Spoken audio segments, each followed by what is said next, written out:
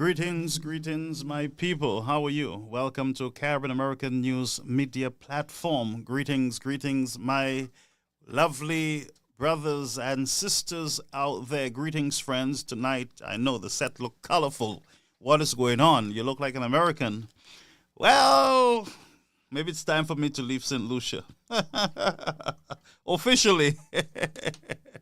But greetings to all our lovely people. Please share the live. Welcome to the platform. Let me take some time to greet you, friends, as you join us here on our platform, Caribbean American News Media. Yes, let's wait for our brethren. I don't think they were expecting me on tonight, ain't it? Well, we are here. So share the live, tag a friend, let them know that we're on. Let me see if I can tag a friend. Let me see if I can tag everybody. Let's see here if we can tag everybody.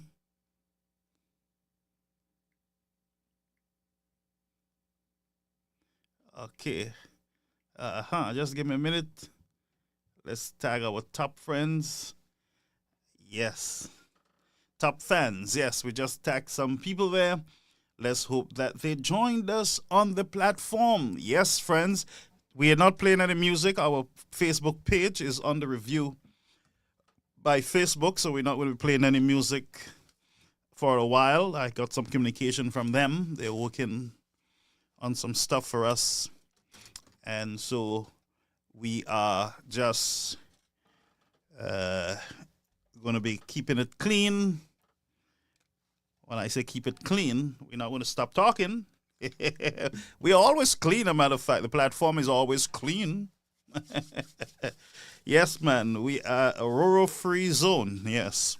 But greetings, everybody, and welcome to yet another broadcast. I'm happy to be here. I was out all day. I was tempted to come live this morning, but I decided to just take a break and, just do what you got to do.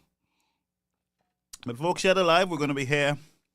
I know there might be a program starting at 9, a new program I came across starting at 9. Maybe we should interview the host of that new program and promote it so that you guys can go over there and enjoy a second program for the night. Maybe I can just yield Tuesday night to her so she can start a little earlier.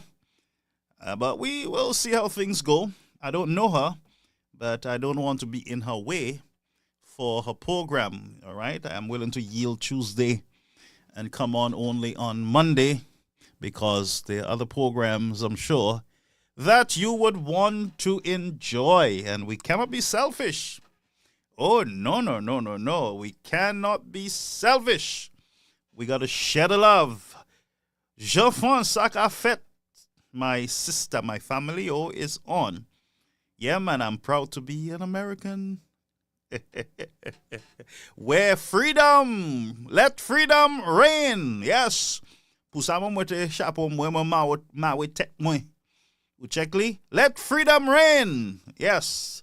All over the land, from the north to the south, to the deep west of the United States. Let freedom ring, ladies and gentlemen. Yes.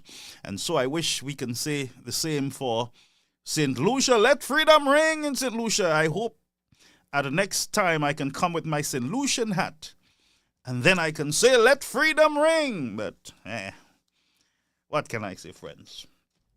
What can I say? I am only one blogger trying to convince other bloggers that we got to speak up and we got to try to help with the necessary changes that are needed in a society that seems to be paralyzed by fear. My God. Moi-même, moi la e doudou, kose se moi, Lawrence here. Eko, Martin mem, ma have sapo fake Martin, I mean, se moun la. Masani, I cannot have the show without our security. You know, these days we got to have security details. Everywhere you go, you got to have 2-3 security. Moi-même, what kind of life is this? I love it. Boss Lady over on the YouTube channel. Greetings to you. Big up yourself, boss lady. Big up on yourself over there on the platform. Gloriana, Saka Fet Dudu. Yes, my people, share the live. Yes, I know things are messed up around you, but be happy. Listen, me enjoy call guys. One life to live. One life to live. Mama, monsieur. Mi Lawrence here with it. Moi même. Ik nai wan zo Lawrence ek se Francis la le live me pa di yon yen. Mama e nice. Si zo di yon yen. Moi même. Ma même kite Martin vin pou zo se mo ki kay pou zo. Ma même kite se moun moi. Leave my people alone. And let me give you all a warning. When you all see my UWP families under this live, y'all leave them alone. Deal with me and leave them alone. Josie Stevens, Agafet, leave them alone. So, Raymond, greetings. Leave my Flubble family alone when they come under the live. This is their space. This is their platform. This is their playing field. This is their everything. And I will not encourage anyone to come and disrespect them, disrespect me under this platform. Nobody's going to disrespect my wife, my daughter, my sister, my mother, my church, my God. Nobody. You can talk about all my fakeness. I'm a fake pastor. But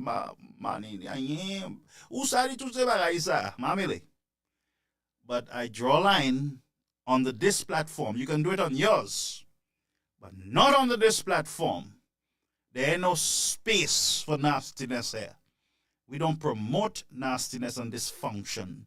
We don't support these kind of things on this platform. If you come into our yard, then what we put out is what you get.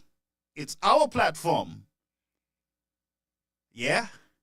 And if you don't like what we're sharing, then there are a whole set of other beautiful lives with cursing and everything else that you can go under and enjoy.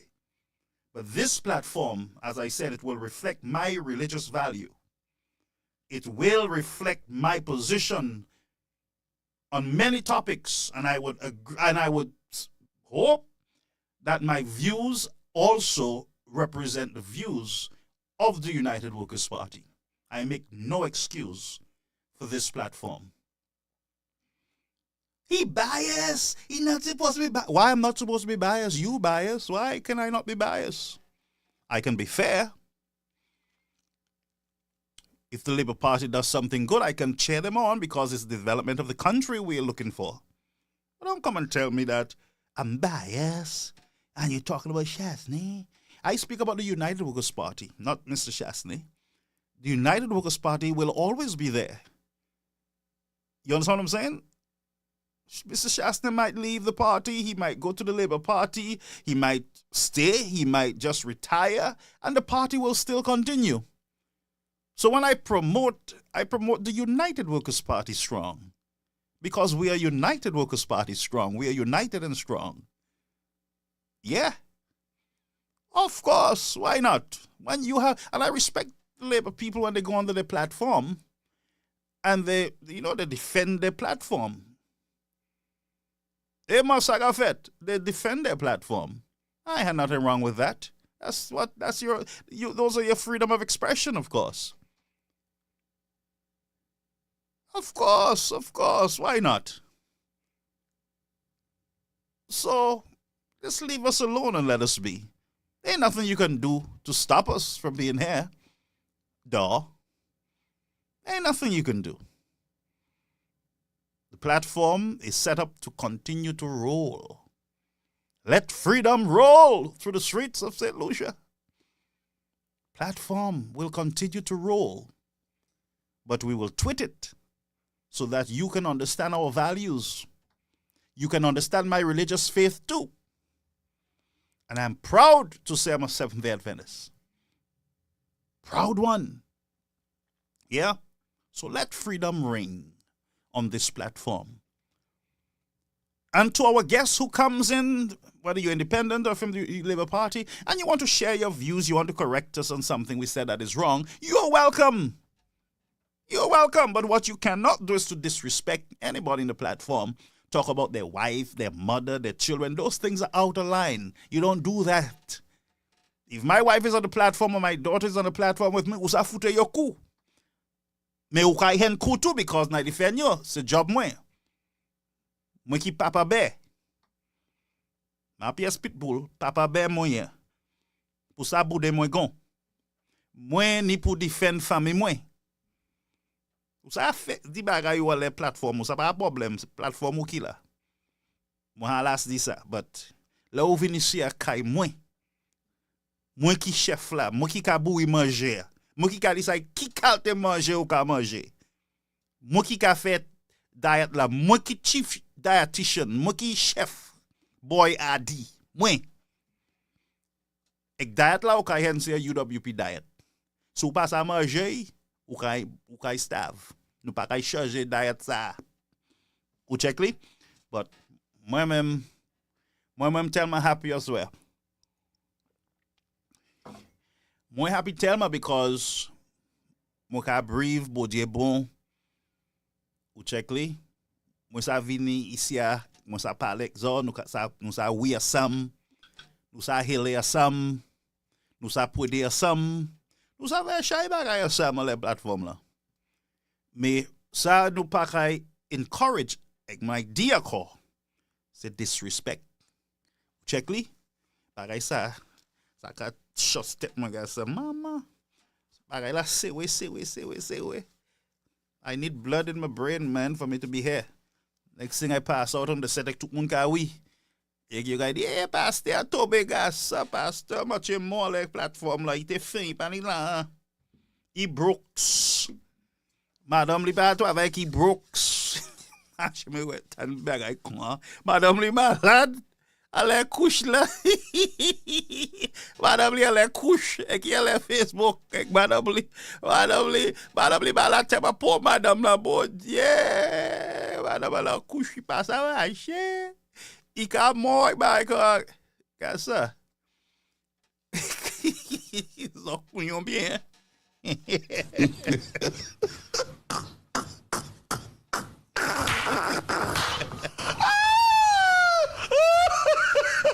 Catherine, you eat? Yes, man, all the way. I know the right amount of salt to put in it. Moi, même.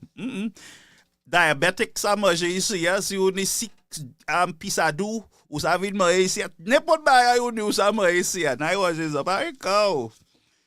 Chef la kaila, ouais. Moi, même, wise me. Maintenant, you can parle about madame, moi. Maintenant, you dis moi, yon vini le plateforme, moi, ka about madame, moi. Et ça fou. Ça quitte famille moins.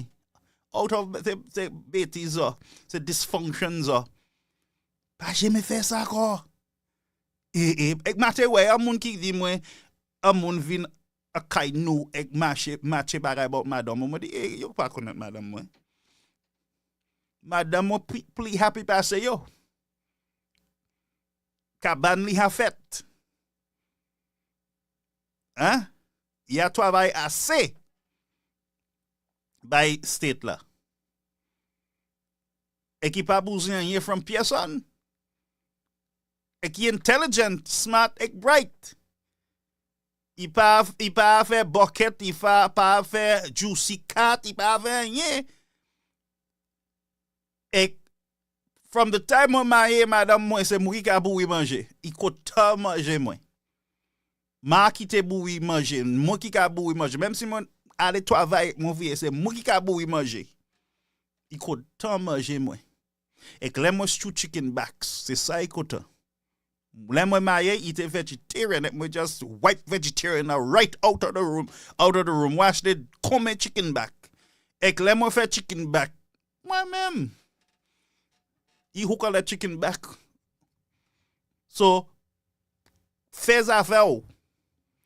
Stay out of people's business. Leave people's business and mind your own. Ou check li. quitter madame moi bat misère, madame moi bien de bout.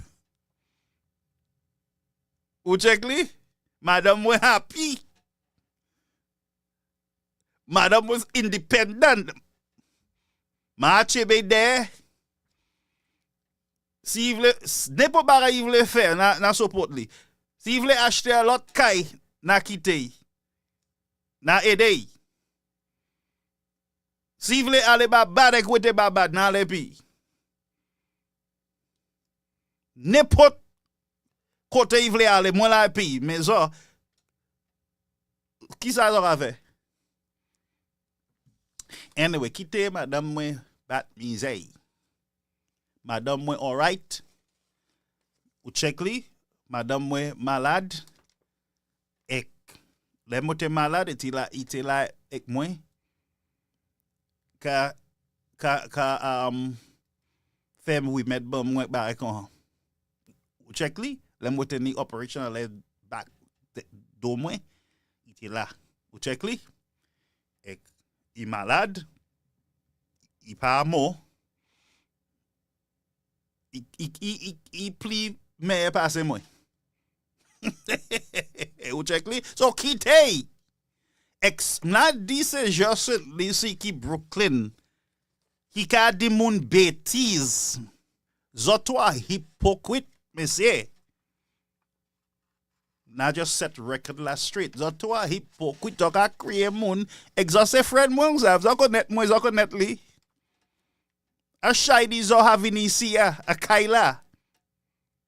Ek manger ek ba ek han.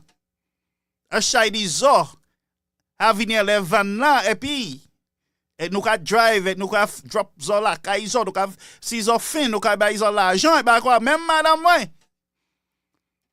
Ek ça zo ka fait. Zo ka crier moun ek di moun tout qualité magie. Ek zo connaît primaire. Genre, c'est ça bon. Mais moi, on pour ça, moi connais non ça.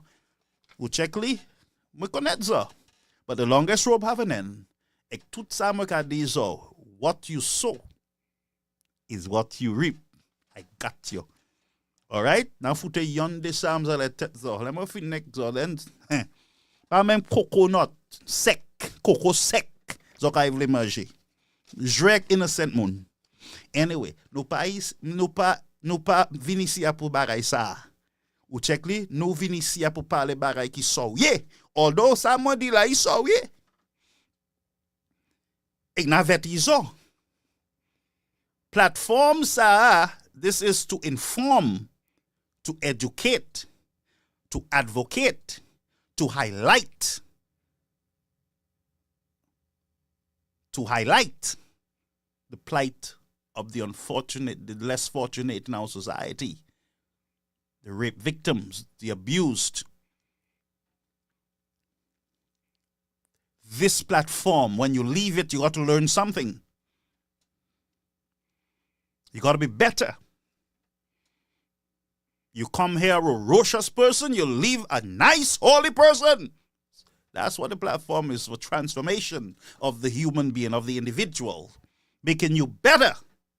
Making you more loving, more forgiving, more kind. C'est ça platform ici. This is not to make you get so angry and ou pas ça même dummy.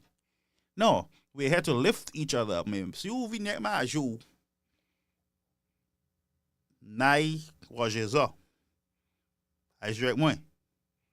Ek mode se moun la about me qui really connect moi. Ne put ça moi mode papa moi. Ikay bon. I'm saying it in English. Anything I ask my God for, He gave it to me. They let money put it. No. Have mercy. No. Have mercy. Have mercy. So be careful, little mouth, what you say. Anyway, let me read some comments and we're getting straight into our affair for tonight. Well, ma'am. Ça bon, moi, do. This is a bon service, especially c'est Brooklyn. Ma have sa yo fezo.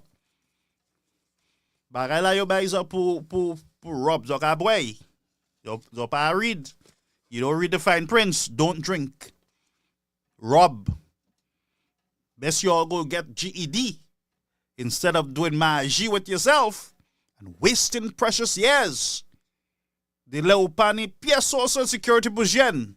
Anyen. Me ou ka veye zafè moun. Leave people business and mind your own. Yes. Because the same people that you're minding, that you're watching, they might be the ones to help you out of your troubles, to shelter you, to rescue you. So be careful what you say.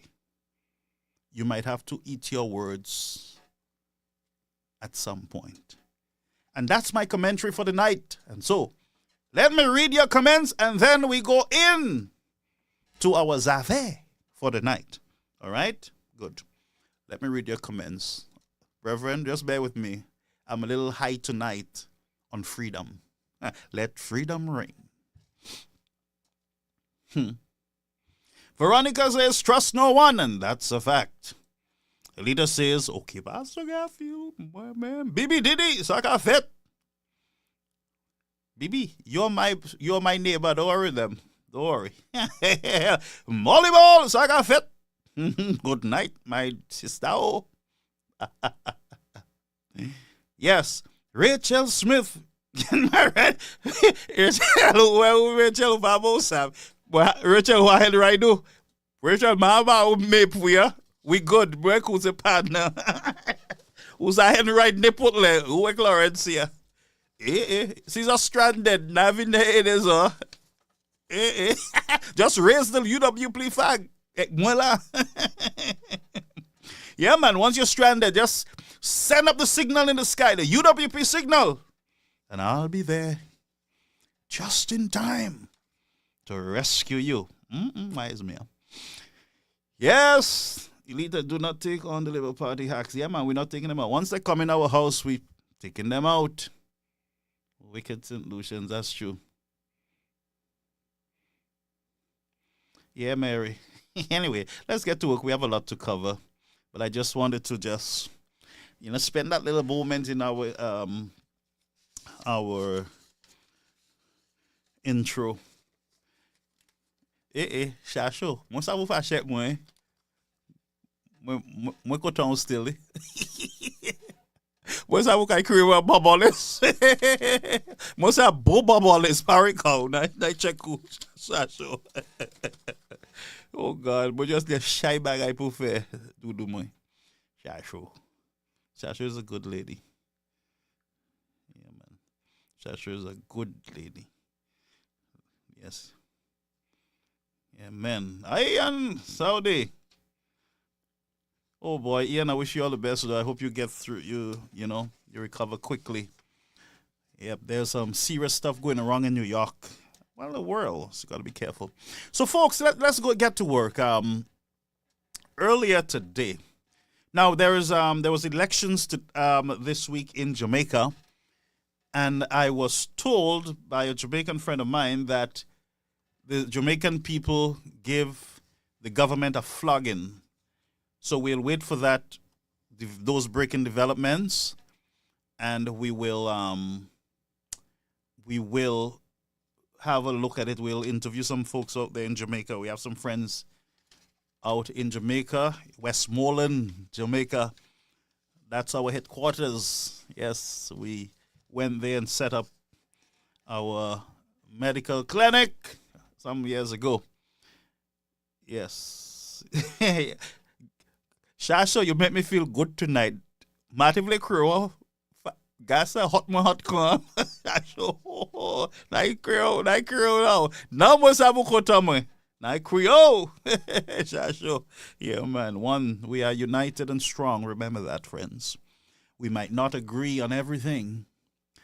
And we might not like everything that, some of us do, but united and strong. And we will cross each other's feet, but we're united and strong.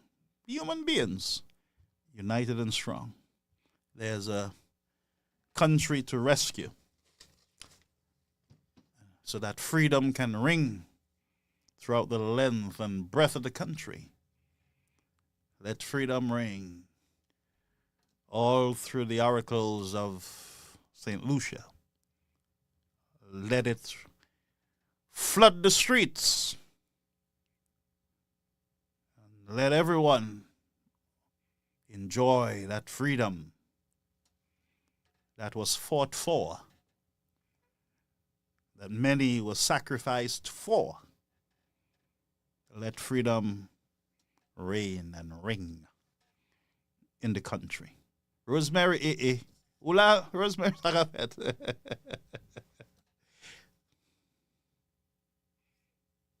So the JLP,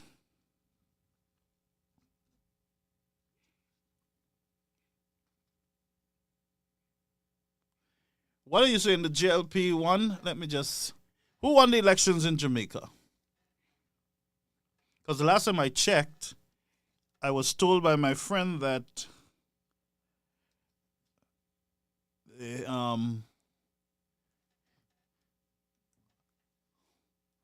okay, so we'll watch that.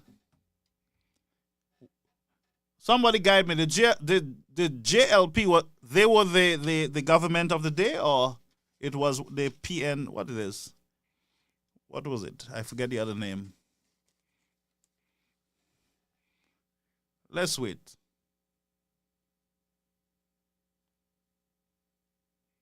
Let's wait for our folks to update us. The government before the election was the JLP? I don't think so. Let's just wait so that one of our viewers can update us. The ruling party in Jamaica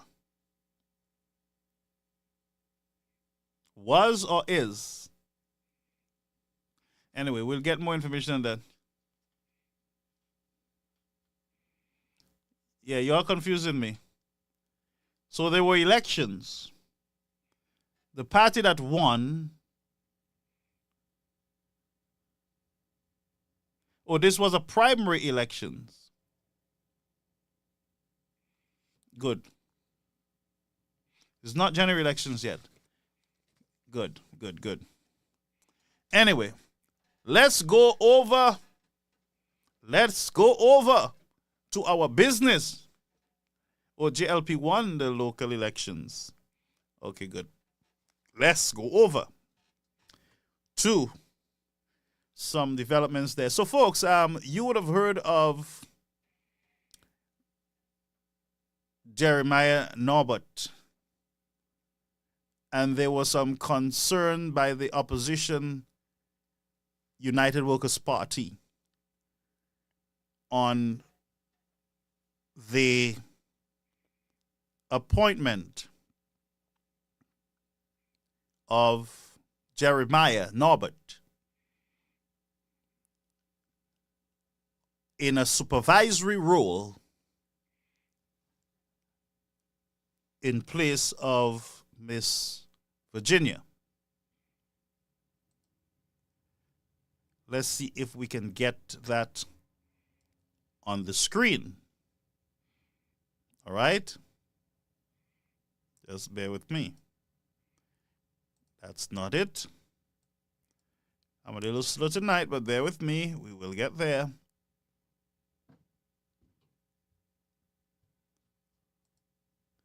Good, that is it. So let's listen here.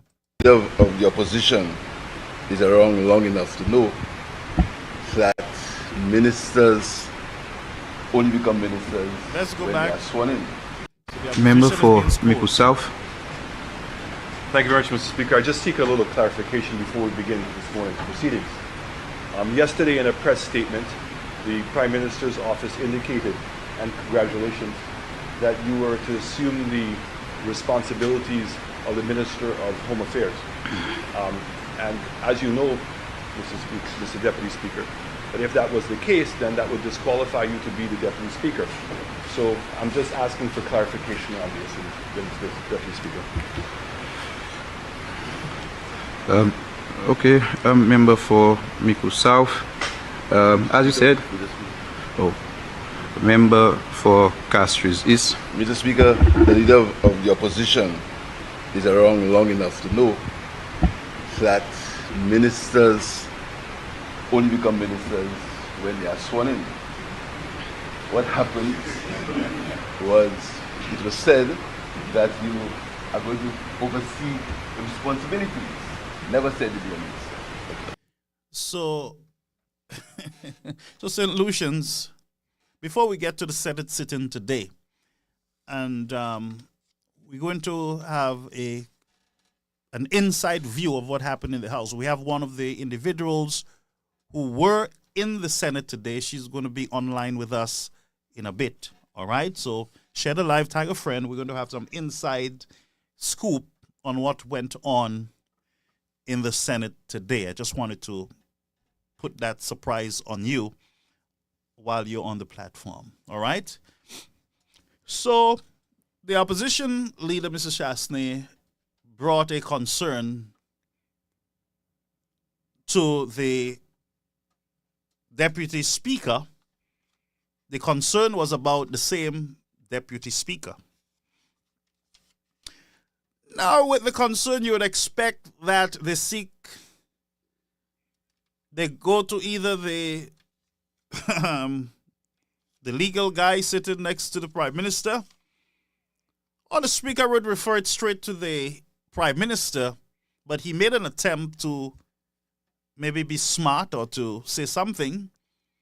But then the prime minister, realizing that Norbert might tie himself up, and so prime minister stepped in and he said, well, Mr. Shastney, basically, Mr. Shastney, you here long enough to know that unless somebody is sworn in, that they cannot be a minister.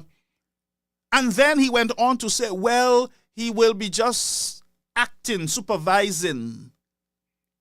Well, Mr. Prime Minister, we found out that there is no such thing.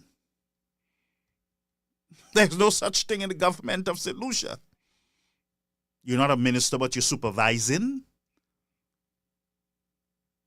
What are we hearing here? Are we good, St. Lucia? Are we normal? Is this a normal democracy? Do you guys have constitution? Do you have legal guidance in this country? What is going on? What in the world is happening to St. Lucia? What is happening? And so the Prime Minister went on to, he's going to supervise, you know fully well that that's not the case. And the other members laugh. They chuckle. And I remember saying to you on this platform that they must go back to the Constitution. Remember that statement? Guess what? Guess what? Come on, ask me what? Ask me what? They are going back to the Constitution. A letter is placed because pressure bust pipe.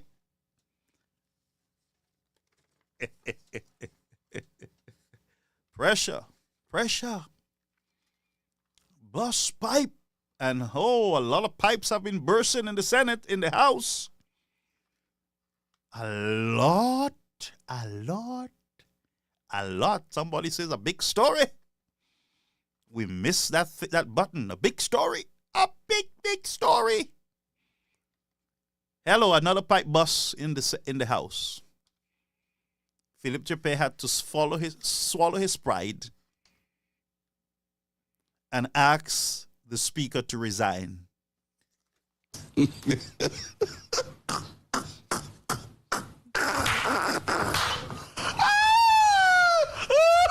Because he can't even supervise.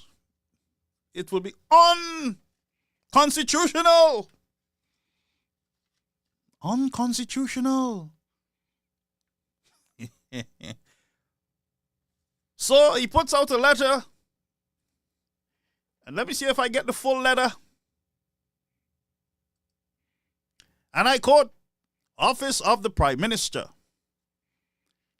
And this is from the Waterfront Building, Graham Louisi, Administrative Building, for immediate release, February 27th. That is today, 2024. But that could have been done in the House. You should have said, Mr. Opposition, we understand and we will rectify this situation as soon as possible. Thank you so much for the observation. And you shut your mouth. So, the letter says, Deputy Speaker of the House of Assembly resigns. No, it sounds like Jeremiah just took it up on his own and he just resigned. No, he had to resign. Because you had already given him his marching order.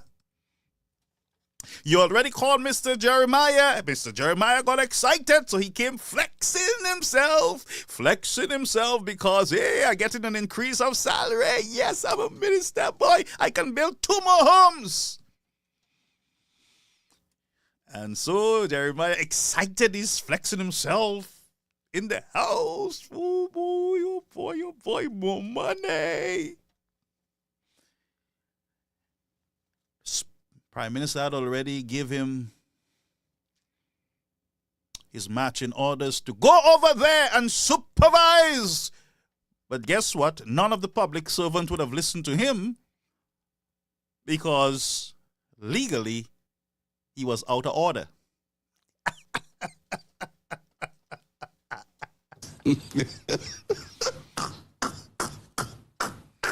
So while all the noise is happening on Facebook and everywhere, Big Pipe a boss. Big Pipe bossing in St. Lucia. And so here what the letter says. Let's read. Honorable Jeremiah Norbert has resigned as Deputy Speaker of the House of Assembly effective February 27, 2024. Further updates will be provided by Prime Minister Honorable J. Pear on his return to St. Lucia from guess where? Guyana.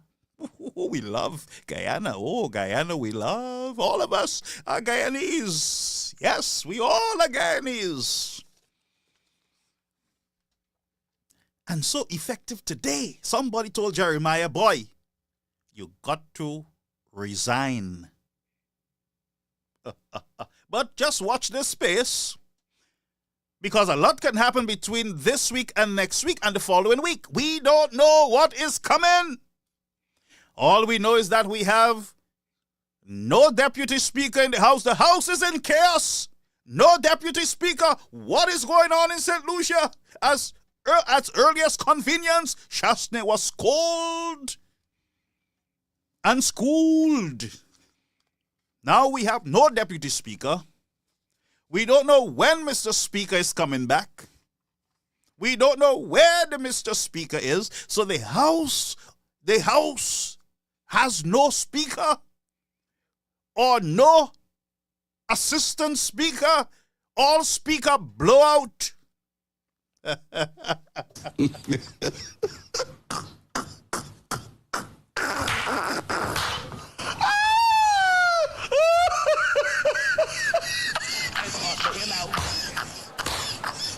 Take his microphone and usher him out. No, not me ushering out. Take his microphone and usher him out. Take his microphone. Just a minute. Just a minute. Take his microphone. Usher him out. Take his microphone and usher him out. No. Take his microphone. Usher him out. Usher him out. Usher. Sorry, not usher me. Usher him. Guess who usher him out? The Constitution. You think the Constitution just mess around? Constitution, yeah, man, the Constitution usher the Speaker of the House out. Let freedom reign. Brethren, the Constitution will always win, because the Constitution is like the Bible of the country. The Constitution helped to keep order in the land. Yes, we cannot get around the Constitution. You cannot bend it. You cannot twist it. You can't move it out of the way. You got to follow the Constitution, and you got to follow it at all times. And another pipe have burst. Another pipe has burst.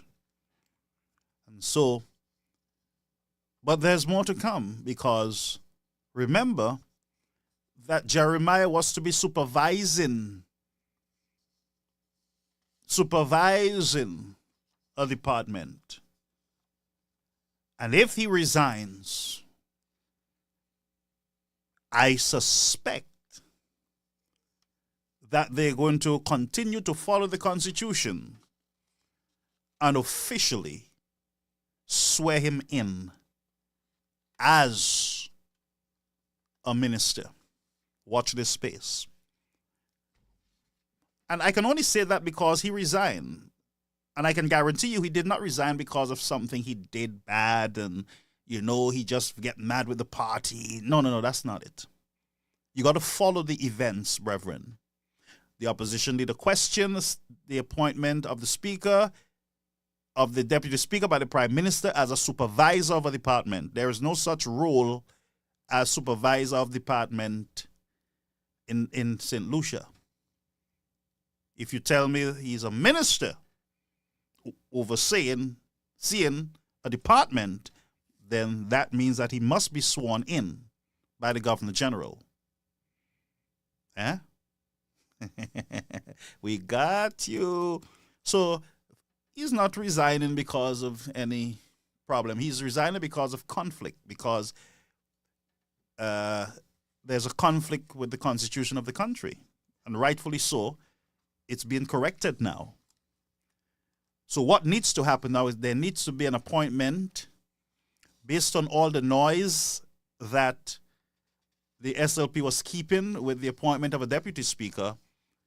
Now it is convenient today on the 27th for they to appoint a deputy speaker right now. I think they said that the prime minister will be back in the country on the prime minister's return. They did not give a date. But as soon as the prime minister comes back in the country, guess what he has to do? He got to now address the people of St. Lucia. He got to address this situation now with the absence of the Speaker of the House and an appointment of a deputy speaker. Watch the space, St. Lucians. Watch this space. And remember what they did. They went in the House and they voted. They adjust the Constitution or the orders to say, well, we can just get a deputy speaker from anywhere. You don't have to be somebody from the House. It can be anywhere because them fellas are smart. They love power. And none of them fellas would want to give up their ministerial position to be Speaker of the House. No way. And if they did not amend that guideline, it would be either the opposition leader, Mr. What's his name? Mr. MP Bradley. It would have to be Kenny Anthony. Only three of them would be the next. Either of them would have been the deputy speaker. Kenny Anthony, Alan Chastney, or Bradley. But these guys are slick. These guys are slick. Watch the space, friends. The possibility is there that there will be a deputy bully coming into this space. Watch the space. Now, today, something happened in the Senate. Something happened in the Senate, St. Lucia. Now, I was so distracted that I was not able to follow. I was not able to follow the full sitting. So I was in and out. But I saw something pop up from the United Workers' Party, and I said, well, there is no announcement for a press conference. What is the emergency? When I went over, I saw Sister Nancy and the others, Dominic and my friend Farah Polius from Denry North. By the way, good woman. I saw something happened over there and we had to walk out. So I went back to look, friends. Deja vu, here we go again. Here we go again. The Labour Party went at it again, trying to stifle the opposition. Freedom of speech. Let's listen, folks. Was getting, the Minister of Tourism now will decide what percentage of investment you will get. So if we look at Section 76, and this is regressive, Madam President. This does not redefine the tourism industry. Senator, in fact, your time is up. Could you conclude your presentation? Thank you, Madam President.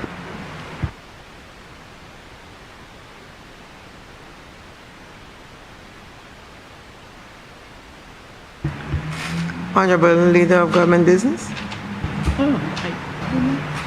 Thank you. Did I miss? Was it? I don't know. Sorry. Was your light on, Senator? Okay. Well, I saw your light then. Thank you. Okay. Thank you, Madam President. Excuse me, Madam President. I'm sorry. Madam President, the Senator has indicated that she would like to speak. This is a very important bill, and I think that in the interest of democracy, we need to allow the Senator to speak.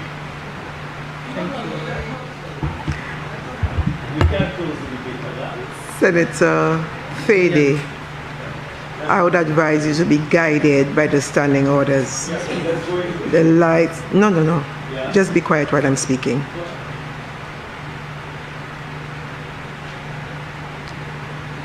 I looked across the chamber on 2 occasions, saw no light on. I then took it up on my own to call on Senator Ferdinand.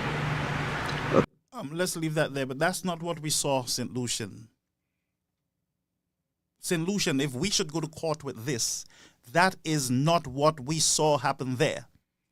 And we're going to bring online now one of the sisters, the senators, who were there in the House when this all happened. We're going to bring that senator on right now to explain to us, St. Lucia, what went on. But what we saw there, it is not what the president of the Senate is explaining. And I'll show you something. When I slow the tape down, I will show you exactly the game that the Labour Party is playing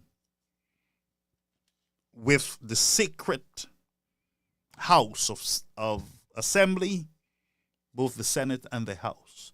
So just bear with me, folks, as we connect with Senator Nancy Charles of the United Workers' Party.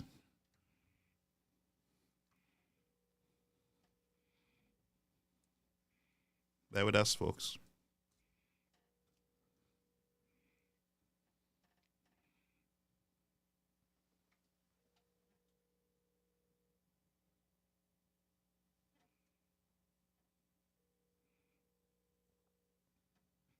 Just bear with us as we connect.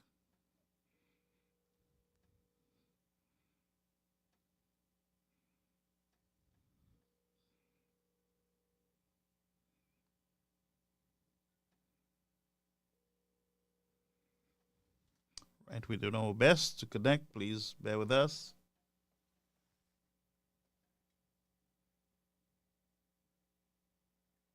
Just bear with me.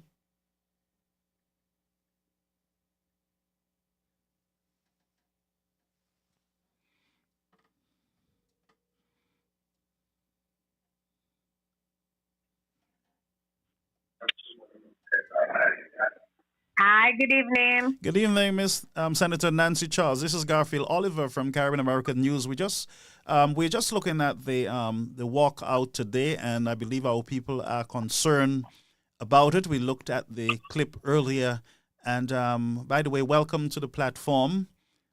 I know we might be we might have caught you, not 100% ready, but welcome to the platform. Thank you. Thank you so much for reaching out. I think first of all, we would like to clarify that we didn't walk out. Okay. We exited prematurely before the end of the Senate sitting. For sure, because we felt that we were not allowed to speak, and if we were not going to be allowed to speak, there was no reason for us to stay. So we do not want to call it a walkout. We said that we're just walking out of Parliament. Right. However, as Senator Poliu said in her statement, we felt justified in leaving the Senate because of what transpired. And could you explain? Yes. Yeah, go ahead. Yeah. And sorry about that. What I will do, I would make the correction on our feed, so that it can reflect no problem exactly what you said there. Yes. Thank you. I want to premise my statement by perhaps giving a brief explanation to your listeners and to persons who are listening this evening, so they can get a greater appreciation of what has been happening. As you would all know, I am a temporary senator. I think I have been representing my colleagues maybe about 5 or 6 times between last year and this year. And the strategy behind that is previously sometimes when we had a senator who was either unwell or traveled, we would always be short of one person in the Senate. And so we felt that since the standing orders and the rules allowed for us to put in a temporary senator, the party strategically decided that we should not allow any opportunity to go by without us having a senator replacing somebody. Right. You would appreciate that the Labour Party has 5, and if you count the president, that would be 6 senators on their behalf, and we only have 3, and there are 2 independent senators. So, on the few occasions that I have been participating in the Senate, what I have noticed is that perhaps the first time that I participated, after my presentation, because the Labour Party presented a few of their persons spoke, and after my presentation, they recognized that, hey, you had somebody who was also of substance, in addition to our other senators, that we were adding substance perhaps to the debate. And so I noticed strategically that sometimes when we come to the Senate, what they've started doing is they will not speak on a bill or a motion that is presented. They will wait for us to speak first and then for all of them to stand up and to rebut what we have said, to jeter parole for the UWP and to accuse us of when you all were there, what you all did, etc., etc. And so in recognizing that, we said, well, when we come to the Senate, it doesn't matter who speaks when or whatever. If we have something to say, we will say it, no matter what the Labour Party says. We know we are coming with facts, we are coming with substance, and so we will say what we have to say. Right. And so what we recognize that they do, it's almost like Pastor Garfield, like when you're in the Senate, it feels like you have to rush to turn on your mic. You have to quickly turn on your mic, or else Senator Ferdinand, who's the leader of government business, will close the debate. And I think it's been very surprising for us to realize that sometimes a bill or a motion is presented, nobody on the Labour Party side speaks. And if there is even a slight hint of delay on our party turning on our mic, strategically, Gideon would turn on his mic and then he would be allowed to close the debate. Now, I believe that this is very childish. This is very immature. And I think it is also cutting short the public of St. Lucia in terms of ensuring that there is proper discourse on dialogue on some of the bills and the motions that are being presented. Notwithstanding, you would expect that if the government is presenting a bill or a motion, you would expect that the members of the government would come out and speak in support of that motion. No, isn't that what you think? You'd want to hear all of them speak or a few of them speak to say how good this is, what we're doing, etc., etc. That should be their role and their responsibility. Right. But in order to prevent us from speaking, they forego that and they close the debate prematurely. So they don't speak and they just close the debate to prevent us from speaking. So today was another typical example. I think one of the times when it happened that I was very disappointed was sometime last year. You will recall that there was a motion to borrow $200 million from the Saudi government for the St. Jude's Hospital. And we had made our presentations, our preparations. We were ready to speak. But the chamber, those persons who have visited would know that the chamber is so cold, Pastor Alexander. There's a central AC unit. Right. And so sometimes in most instances, sometimes you have to quickly run outside to take a little bit of warmth before you come back inside. Yeah. Now, on that particular day, when the motion for St. Jude's was being presented, after Senator Dominic Fede spoke, I intended to speak, but I think my colleague was going to speak as well. Yeah. So I said to her that I am quickly, I'm going to get a little bit of tea just to warm me up because it was so cold that morning. Yeah. I ran downstairs quickly to get a cup of tea. And as soon as I got downstairs and I turned on the kettle, because there's a TV downstairs, I realized that the debate was being closed. So I quickly rushed back upstairs.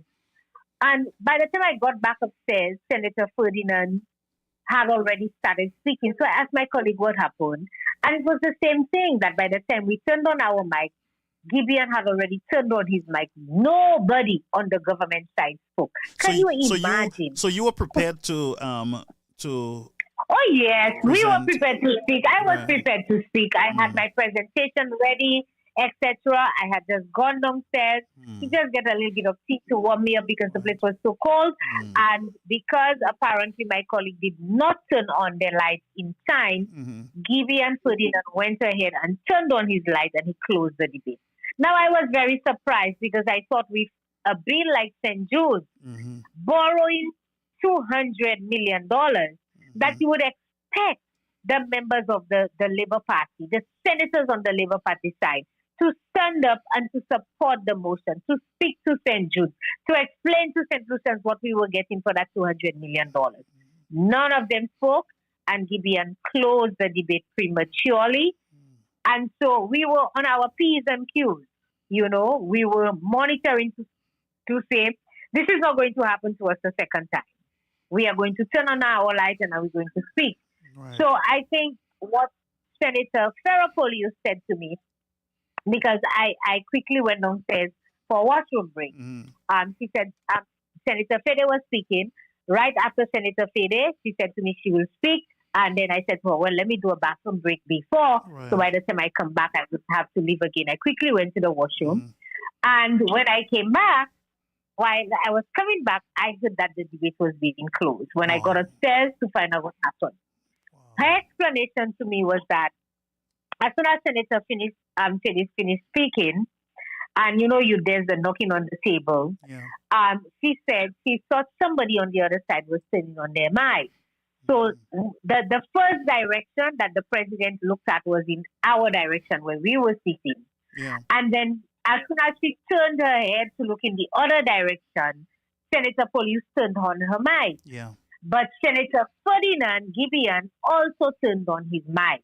Right. So when she acknowledged him, Farah said, oh, but my mic is on, I want to speak. And then she heard the president of the Senate, listen very carefully, she heard the commotion, and so she turned to the independent senator, and she said to him, "Was your mic on, Senator? Did you want to speak?"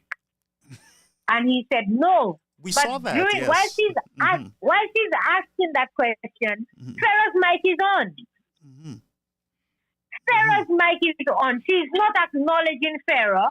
She's acknowledging somebody whose mic is not on, asking him, was your mic on? Did you want to speak? And she's not acknowledging the person whose mic is on. So when he said no, you heard her response. She was like, "Okay, well then, you caught my attention, Senator Ferdinand, go ahead." Dominic Traders still rose and said, "My colleague wishes to speak. Her mic is on. In the interest of democracy, I'm asking that you give her an opportunity to speak." There were two choices that the government had. One, I think Senator Gideon Ferdinand, he portrays himself to be this person who is rational, who seems to be fair and unbiased. And so he could have been the bigger person and say, "Okay, well, I will yield and I will allow Senator Polius to go ahead with her presentation." Right. Seeing that nobody on his side made a contribution, he could have allowed her to make a presentation. Yeah. Equally, the president of the Senate could have asked him as well and said, "Well, Senator, since her mic is on, but you caught my attention, will you yield or do you wish to allow her to speak?" She could have also asked that question of Senator Ferdinand. Yeah. But none of them did the honorable thing. Neither the president nor Senator Ferdinand did the honorable thing in saying, "Okay, Senator Farah's mic is on. I will allow her to speak. I will yield. I will give her that opportunity." Because I don't know that there's anything Farah can say. Because Gideon still has an opportunity to rebut. Additionally, right. If she says anything that they think that they need to rebut, there's 5 of them who have not spoken who can rebut as well. And I think Farah felt very deprived as a senator that they would not have granted us that opportunity to speak, to make our contribution. I think it was a bill that needed a lot of presentation from members. There were a lot of concerns in the bill, Pastor Alexander. There were a lot of questions that we had. There were quite a few things that we wanted to bring to the attention of the authorities. And even prior to us making the presentation, I had a little chit-chat with the staff of the Ministry of Tourism because they were there at the sitting. You would have noticed in the gallery, some of them were sitting there. So I did have a little chat with them to find out from them, what were some of the good things they wanted us to speak about the bill, etc. And there were a few good things in the bill. It's not a bad bill in its entirety, but also we had some concerns and questions that we wanted answered. And I felt that the senator, who's also, I think, the junior minister in the Ministry of Tourism, he should have allowed for the opportunity for there to be constructive dialogue, to allow for the opposition to share what they... I mean, we have a contribution to make. Yeah. We are there and we need to speak in the interest of the people. It seems like they were in a hurry to close the debate, to close... Yes, they were in a hurry. They did not want us to speak. We have to conclude that.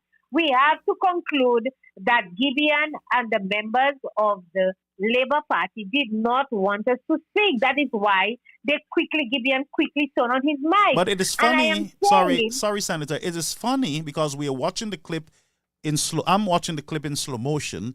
It is funny that Alvin, the president, realizing that something is wrong, she's asking you guys, did I miss, the Independent Center, did I miss anything? Were your light on? And here was an opportunity for her to look in your direction and see that the light of the opposition Senate is on, and listen to the leader of government business because he's trying to say to her, her light was on. Because she's asking, was there a problem? Yes, there is. But the problem is not on the independent side. It is on the opposition side, and she just brushed over it rudely. She just brushed it aside. I was disappointed. I was disappointed because, in my opinion, I have to say, to be fair, up until today, the many occasions that I've had interactions with the president of the Senate, I think she has done a very good job in ensuring that there is a middle ground in the Senate. I think her rulings so far have been very fair and unbiased. And some things like, when she calls out certain things, I know, of course, because she is a member of the Labour Party, and maybe she's protecting her colleagues on the other side. Yeah. But it's not so glaring, perhaps, as when the president, when the Speaker of the House does it. I think she has been very moderate, and I agree with you, etc. And I do have to give that to her. Yeah, I agree. And that is why, in my press statement today, I also put the onus or the majority of the responsibility on Senator Gideon Ferdinand, because I think he had a lot more authority in that regard to say to the president, it's okay, since the light is on, I will allow her to speak. That's right. He had the authority to do that. But it's almost like he was waiting, like he couldn't wait for him to go ahead and to conclude and to close the debate. And I thought that it was rather unfortunate that so far he's been trying to portray himself as this goody person, and he's trying to ensure he maintains balance, but you can see throughout his presentation, and not this time only, but the other times, that this is not so. This is just a ruse. This is just a guise to play politics, and I don't think that the St. Lucian public would deserve better. Yeah. When we come to the Senate, don't be too quick to turn on your mic to close the debate. Allow for there to be an opportunity for persons to speak. Sometimes you may choose to speak, and I think sometimes you may not even realize that you want to speak. Yeah. Sometimes maybe you don't turn on your mic in time, etc.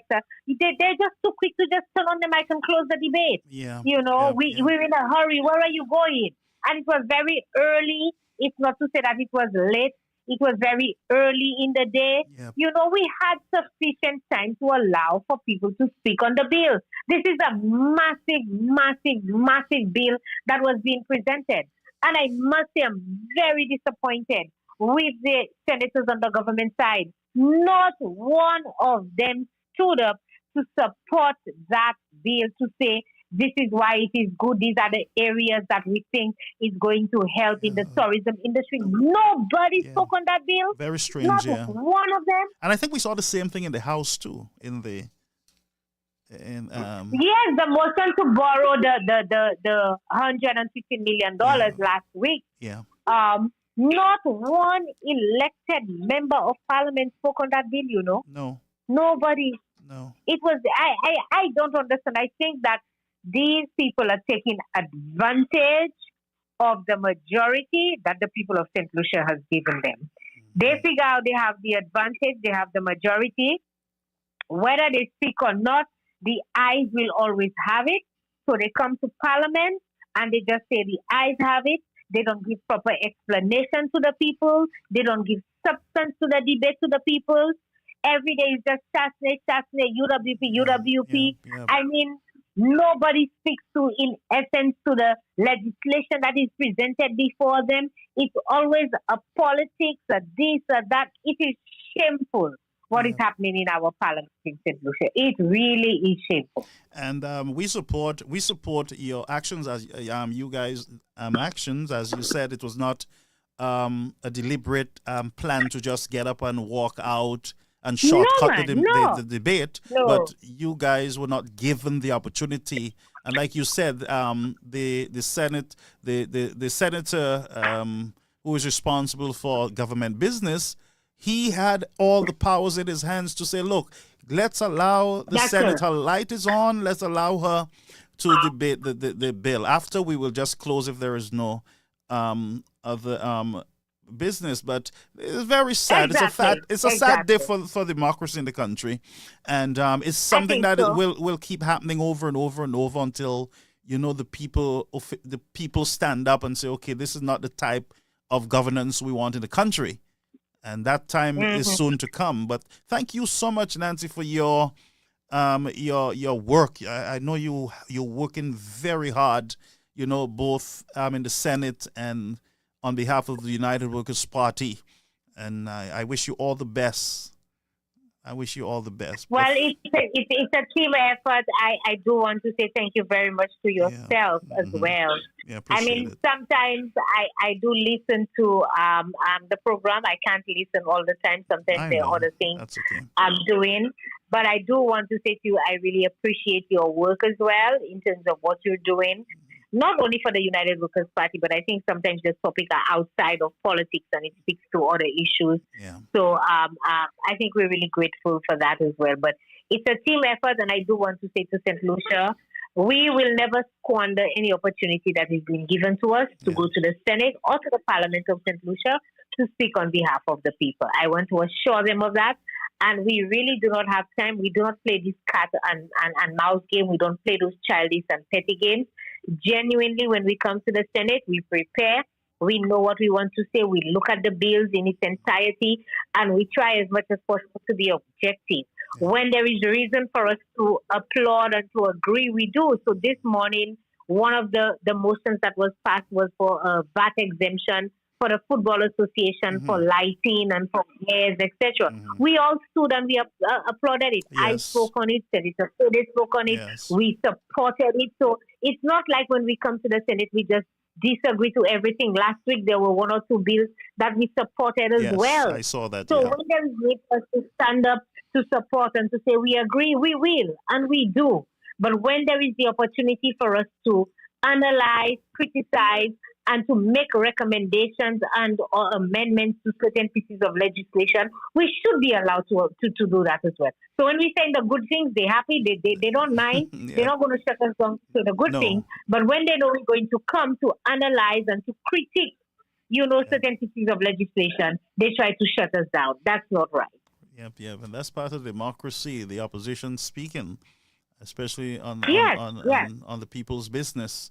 But thank you so much, and we look forward to. And I'll confess to both you and our viewers that I prefer to listen to the Senate debate 100 times more than the other side. It's just totally. A lot of people have said that as well. Yes. You're not the only one. We get a lot of persons who say they prefer to listen to the Senate. Why? Because I think the Senate brings a measure of balance. That's right. To the debate. That's in right. the parliament, you just have a whole bunch of politicians, both UWP, that's right. Right up in the parliament. It but seems like the also Senate, there's a lot of bitterness and anger coming out from some ministers. Yes.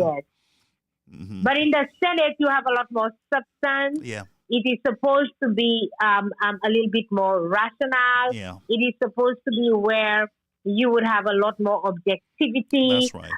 So a lot more persons have indicated they prefer to listen to the Senate presentation. So that's why when we come to the Senate, we prepare, we ensure we have substance, we do our research, we have facts, we come out there because we understand the nature of the people who listen to us in the Senate, and we want to ensure that we give them substance when they listen to us. All right. So thank you so much, Senator Nancy Charles. We appreciate it and look forward to hearing more from you. Thank you. No problem. Anytime. All right, sister. Thank you. Okay, folks, that was Nancy Charles of the United Workers Party, Senator there in St. Lucia. And there you have it. She clarified for us that, and if you look at the video, she's right. She was not there. She went for her bathroom break, and on her way back, then everything went sour. Let's look at this video once again. Let's look at it again, and then you would see that Ms. Charles is not misleading us. She's not misleading us. She's not misleading us. So let's go over to the clip one more time.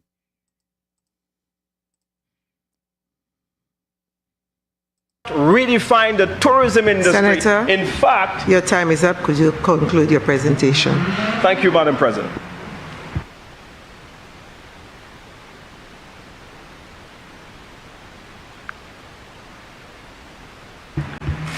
Honorable Leader of Government Business.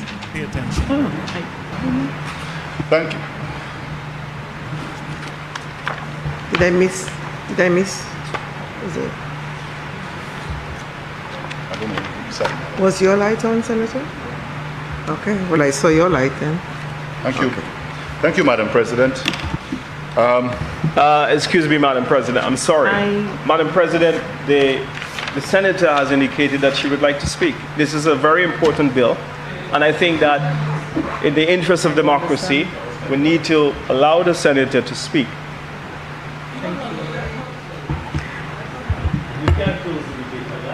Senator Fede, I would advise you to be guided by the standing orders.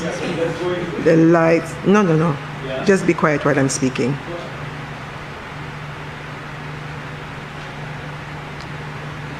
I looked across the chamber on 2 occasions, saw no light on. I then took it up on my own to call on Senator Ferdinand. Okay? I took it upon myself to have. Okay, so let's just break this down a bit more.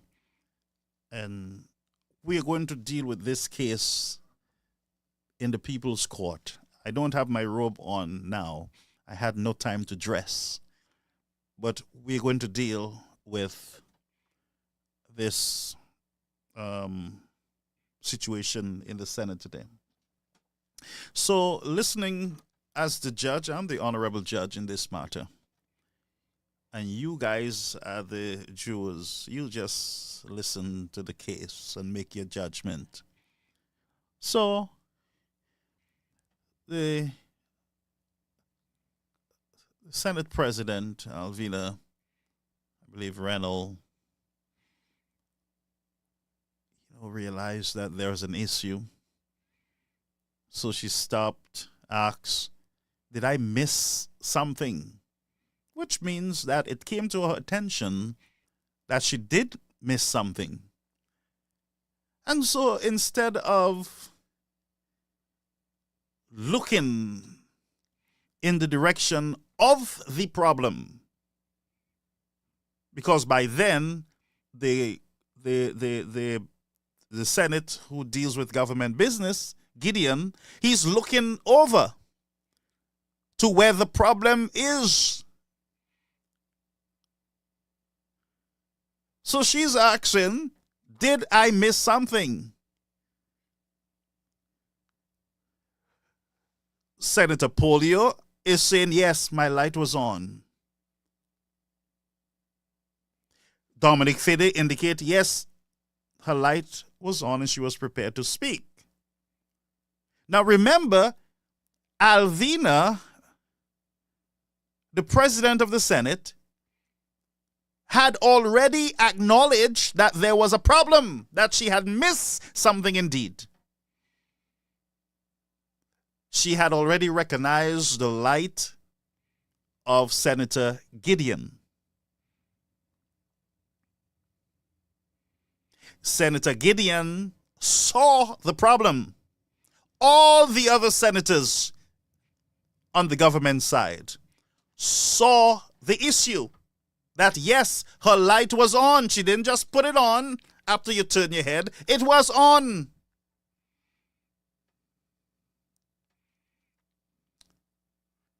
So when it came to your attention that there was an issue, you should have, you had already acknowledged the government senator. He should have done the decent thing and said to the speaker, Miss Speaker, Madam Speaker, I yield to the member. Her light was on. She wanted to have an input on the bill. I yield. And he should have sit down. He should have sat down, assise, and allow the senator, the honorable senator, Polius, to speak. That would have settled the issue because they were in no hurry. But we have seen that before. Speaker of the House says to Mr. Shasta, be quiet. Senator Reynolds, President Reynolds, Dominic, shut up, basically. Be quiet. Not realizing that they're speaking to adults. They are speaking to people who were appointed to do the people's business. And her job is to keep order, not to belittle them. We saw Mr. Shastney being belittled by the acting speaker of the former acting speaker of the House. Thank God. It's gone. But we don't know who is coming. Might be a ticking time bomb too. Who knows? It seems to me that there's an agenda that was practiced, rehearsed. Same thing happened in the House. The Senate prepares for it. She says to Dominic, shut your mouth. And still, nobody says, well, let them speak. None of them on the government side. Lisa, none of them saw a problem.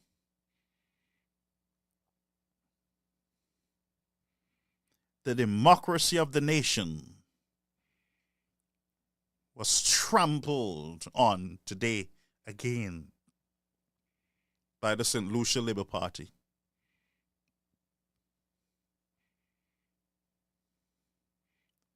Courtesy, common courtesy alone would have dictated that they allow Senator Polis to speak because she wanted to present. And not only that, Senator Nancy Charles took a bathroom break. So the man who was in the House, because it looks like there's only 3 of them. So the man should have said, well, maybe the sister went for a bathroom break and maybe, we should allow Senator Polis to speak. By then, Nancy would be back. And if she wanted to have an input, then she would have that opportunity. But nobody have any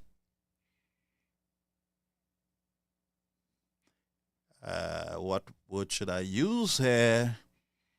Nobody. Everybody sees red and yellow, black and white.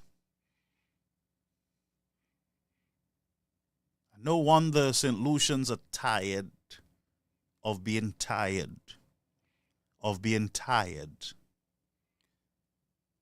And one thing I can tell you, when the people are tired, they normally send strong signals. They remember. They always do, Shastney had to fight in court for his privileges, his right, afforded to him by the Constitution of the country. And it seems like in the Senate, it's a follow suit. Just coming out of Lent, Alvina, you pretend like you didn't know there was a problem. Just coming out of Lent. You act like you didn't see. Did I miss something? Yes, you did, and you knew you did. That's why you stopped to ask if you missed something. Because you felt it in your guts that you missed something. It was in the atmosphere that you missed something. It was in the air that you missed something. And you knew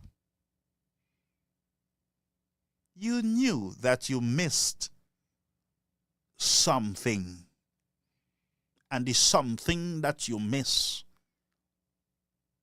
was on the opposition side. You missed a senator's light. I would recommend that you put bigger light in the House. That even though a speaker have dark shades on her, she wouldn't miss it. Maybe the lights are too small.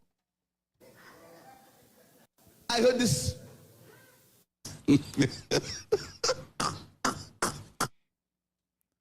Maybe the lights are too small. Maybe we do have a problem. Because if the speaker in the House can't see the light, and the senator in the Senate can't see the light, then we have a lighting issue. Call an electrician and get it fixed so that the democracy of the people can prevail. But we have a lighting issue. Call Lucilec. We have a lighting issue in the House that is short-circuiting the democracy of the nation in both chambers. Call an electrician and fix it, lest we end up with bridges and burst pipes in the constitution of the country. Maybe it's time, for real, that we fix the light or the lights in the House and the Senate so that one day we would not have light out on the constitution of the country. Maybe. That's the problem in the country. What say you, St. Lucians? Are you tired of people tampering and playing games with the constitution of the country? When the former Prime Minister, Mr. Alan Chastney, point out bridge of the Constitution by appointing Mr. Deputy Speaker as an overseer, a supervisor. Something we have never heard before. Well, I've never heard it. Putting an atomic bomb in the Constitution, mashing it up like it's yours. It's the Labour Party own. They can do whatever they want. Maybe we need bigger lights on our mics. Maybe if we think that, let's say the United Workers' Party, they're playing games and they're putting on the light after the fact. Maybe we need to bring some order. Maybe we need to change the standing orders. Maybe we need to do something different. Because it seems like there is a recurring problem in the Senate and the House. Maybe it's the light. Maybe it's your standing orders where whoever catch the speaker's eye. Suppose the speaker have no eyes. Or suppose the speaker eye is in their mouth. Or suppose it is a United Workers' Party speaker who is so political that he don't see anything but yellow. Or supposing it's an SLP speaker, and if the light in a color, they can't see it. But the lights were red, so you should have seen the red light on. Maybe.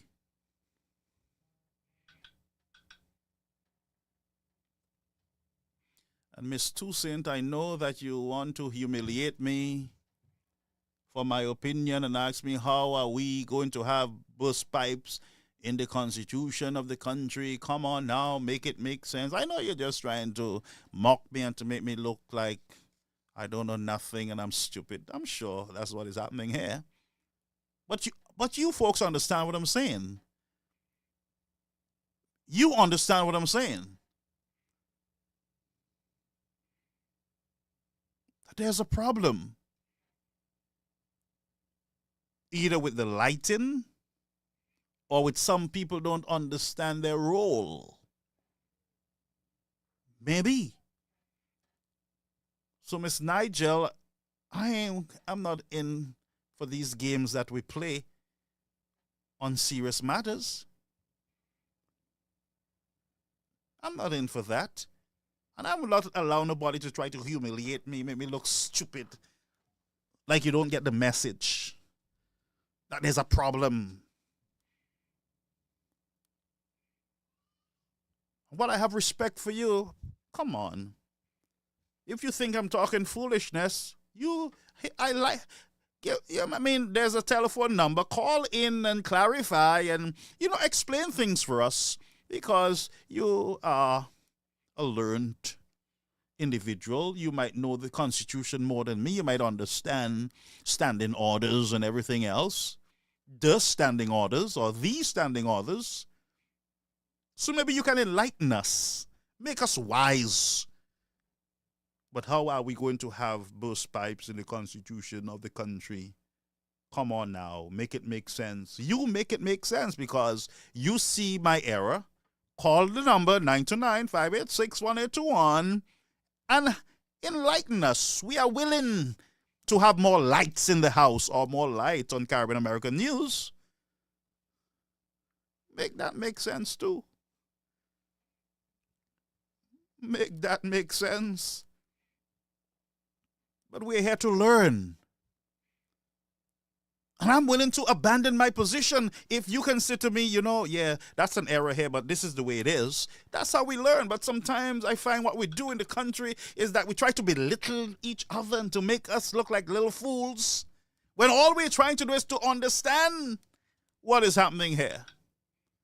And that's the problem in the country. Those who know better, those who have the experience, they remain quiet. And they sit by and they try to call you a fool once in a while. They have the information. They know the what is right. Come out and educate. Everybody's hiding. And when we speak up, and we might not know it all, but our people surely understand what we're saying. Well, some of them. But I don't like it. I'm getting sick of it. And I will never come here and pretend like I know everything, because I don't. Got a lot of learning to do. Yes, I have the Constitution here on my desk. I'm reading up a lot of stuff.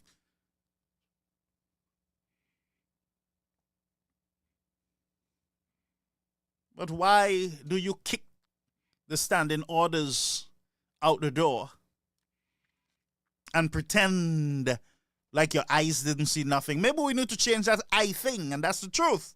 What do you think, your Honorable Miss Toussaint? What do you think about changing this whole light thing and eye? Who first eye? You eye. If your eye ain't watch nobody, nobody can talk. What kind of story is that in 2024? Maybe it's time to change that nonsense. Maybe there will be a lot of speakers, like I said, that wouldn't be able to see nothing but what they want to see. How do we protect the senators from crooked speakers and senators and presidents?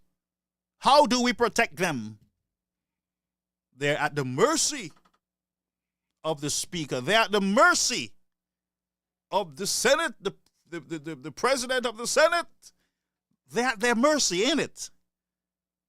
How can we change to make things better?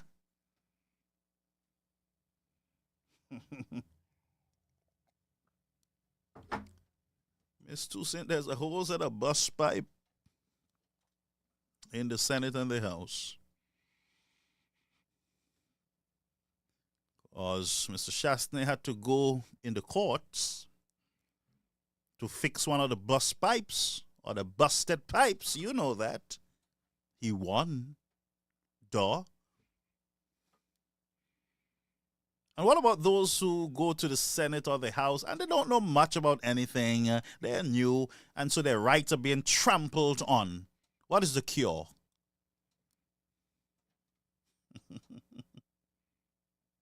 What is the cure? That's why we got to look at the House and the Senate and see how we can improve, make it better, make it more efficient and effective, so that the voice of the people can truly be heard on either side. because elections have consequences. And if we continue with the shift in politics, one party in, one party out, then both parties would be affected at some point. Maybe the United Workers' Party goes in, the same crap continues, and maybe the SLPs feel that pain. How do we fix it so both parties would not go through the same drama of speakers not seeing the light? Their eyes not catching anybody. Speaker come, he tired, falls asleep, wake up, can't see too well, ain't see no light. The only light he sees is Prime Minister light. How do we fix that?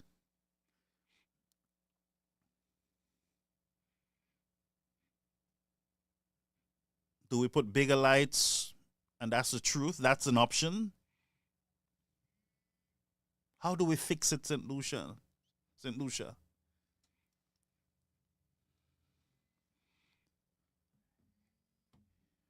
We have a call. We have a caller. Caribbean American News Media. Caller, you're on the air. Good evening to all. Good evening, Brother Garfield. How are you? Not bad at all, you know. Thank you for calling, my friend. God is good. Good.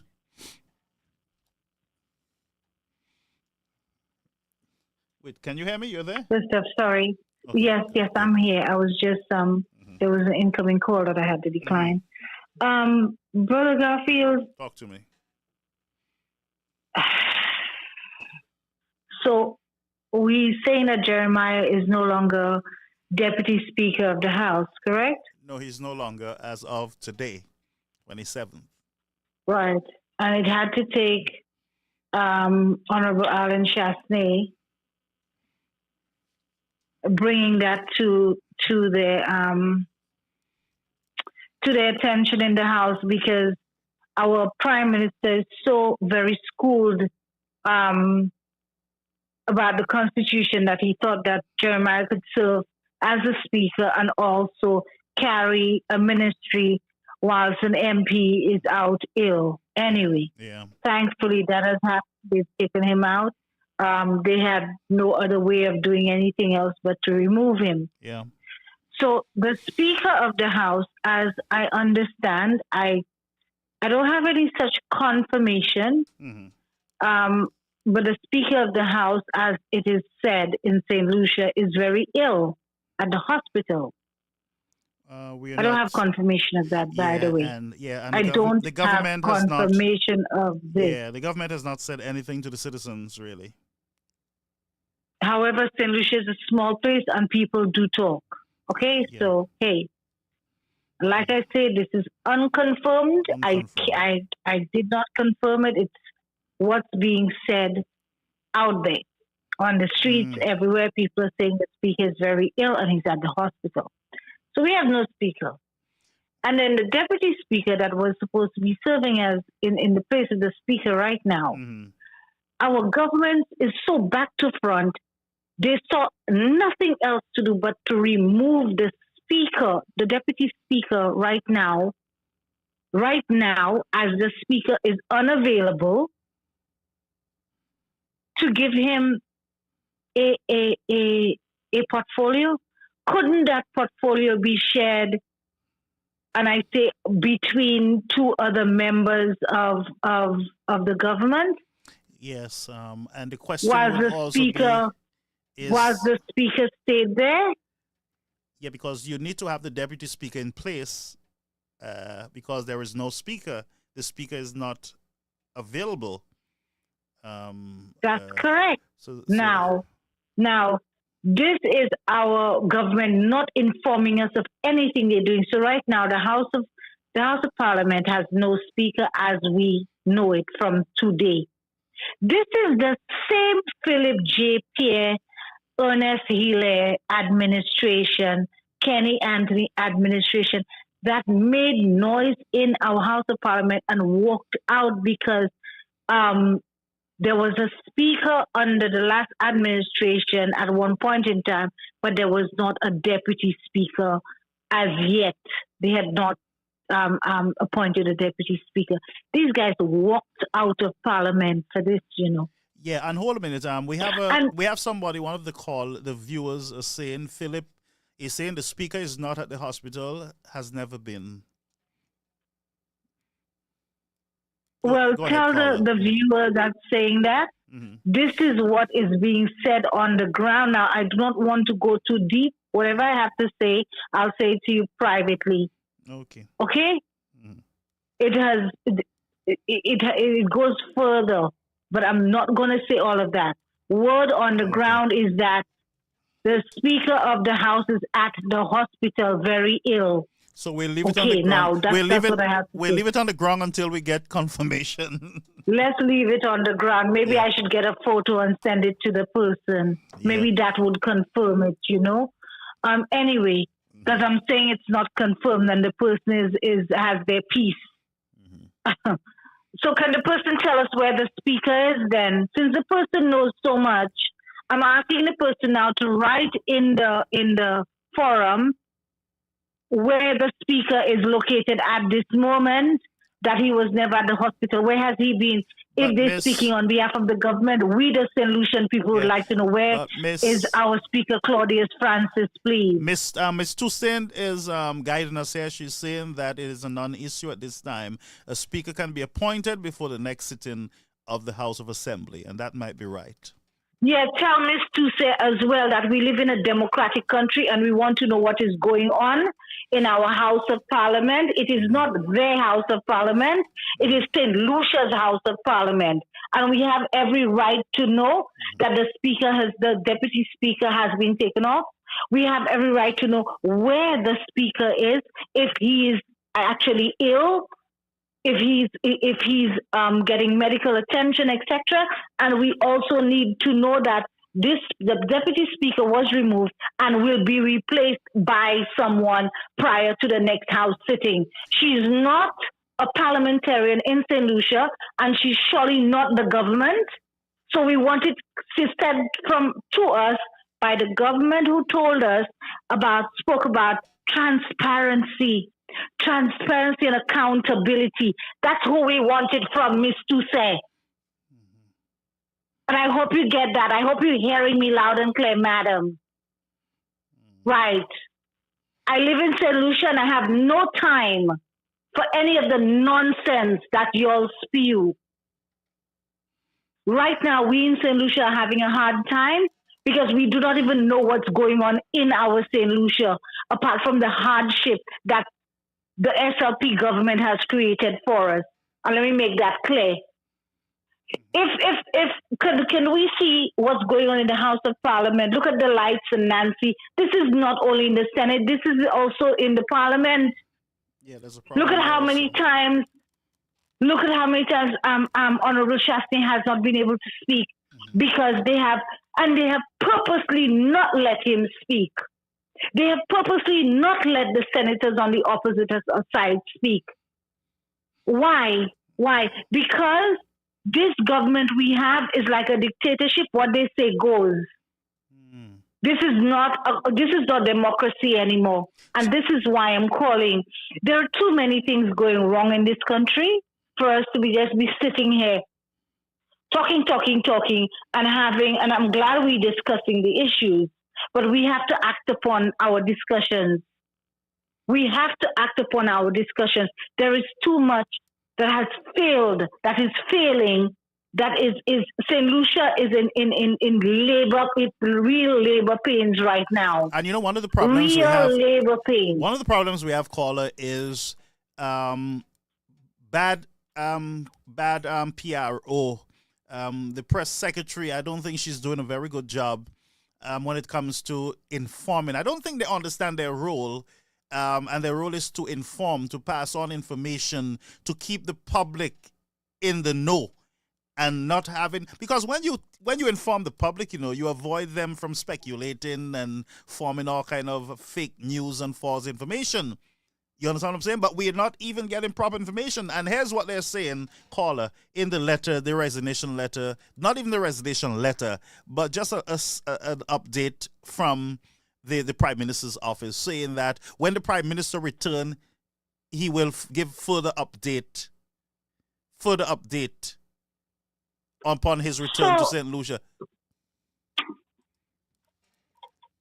I'm just going to interject. So when the Prime Minister is out of St. Lucia, there is absolutely no way the Prime Minister can speak to St. Lucians. There are no avenues, no way, nothing that he can use, like a mobile phone, like a recording, like a quick video of himself saying XYZ and sending it into St. Lucia.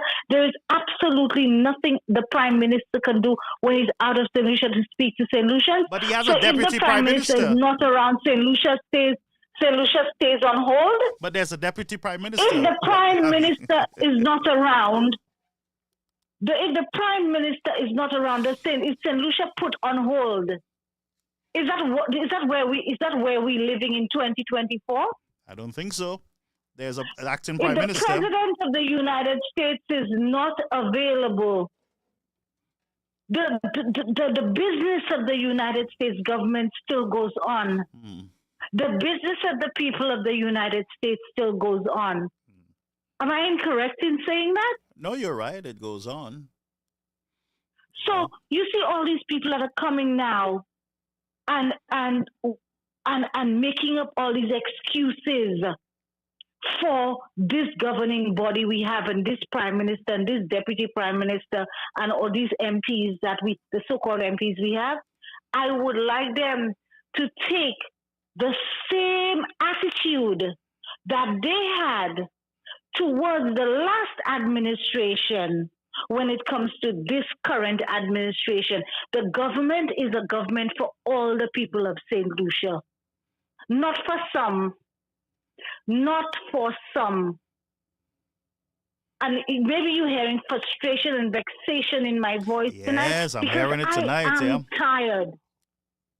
I am tired of this nonsense. We have educated people who behave like they're the dumbest people who walk the face of the earth. Well, this is the place for you to vent. So vent, my people. Vent online. I prefer you vent in here. Like the ignorant of what really has to take place. So they come and they make up all excuses for Philip JPI because he's a failure. He has failed St. Lucia. And all of those persons who live in the diaspora who think that St. Lucia is such a nice place to live, I want you to relocate. I want you to relocate to St. Lucia and come and take up residency here in the short time. Not right now for me. As soon as you can. Let us see how you deal with it. Let us see how you deal with the shortcomings. The shortcomings, the failure of this current administration. And the same people who are supposed to be coming out and speaking. If I recall clearly, when this current administration was in opposition, they had the most press conferences. Everything that happened, they were on the media. They were having meetings. They were speaking against good things like housing, roads, St. Jude, the new St. Jude's Hospital. They were speaking against the DSH project that would have created thousands of long-term jobs for St. Lucians living in the South. Even people from the North were already migrating to the South. They were already in the process and buying properties in the south of the island as well. The airport. These people were complaining. Their voices it was all out there. Everybody was talking. Everybody, Jack Beach was not mine. Everything was going wrong. Now that St. Lucia is St. Lucia has become a failed state.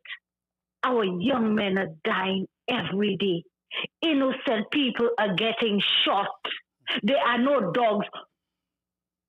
The people who are talking so much, where are you? I need to hear your voices before I come and look for y'all. What? Because I will come and pull y'all out. What?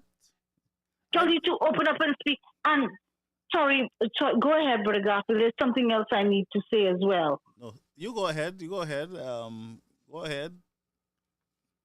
Yes, where are they? Where are they now? Where are they now? And we have a deputy prime minister. When the prime minister is around and we have all those killings going on in the country, none of them get up and say a word. Not one word. Now that the prime minister is out of the country, you're going to come out and start sounding like you mean business and this and that. Honestly, Philip J. Pierre, if y'all meant business, the K9 units y'all took off our port of entry would have been brought back eons ago from the time we first complained that y'all took it out. It would have been back. So if y'all are facilitating something coming into St. Lucia, the blood is on your hands. You too, Onesile. The blood is on their hands because they have failed to do one of the most important things, and that is to protect our ports of entry.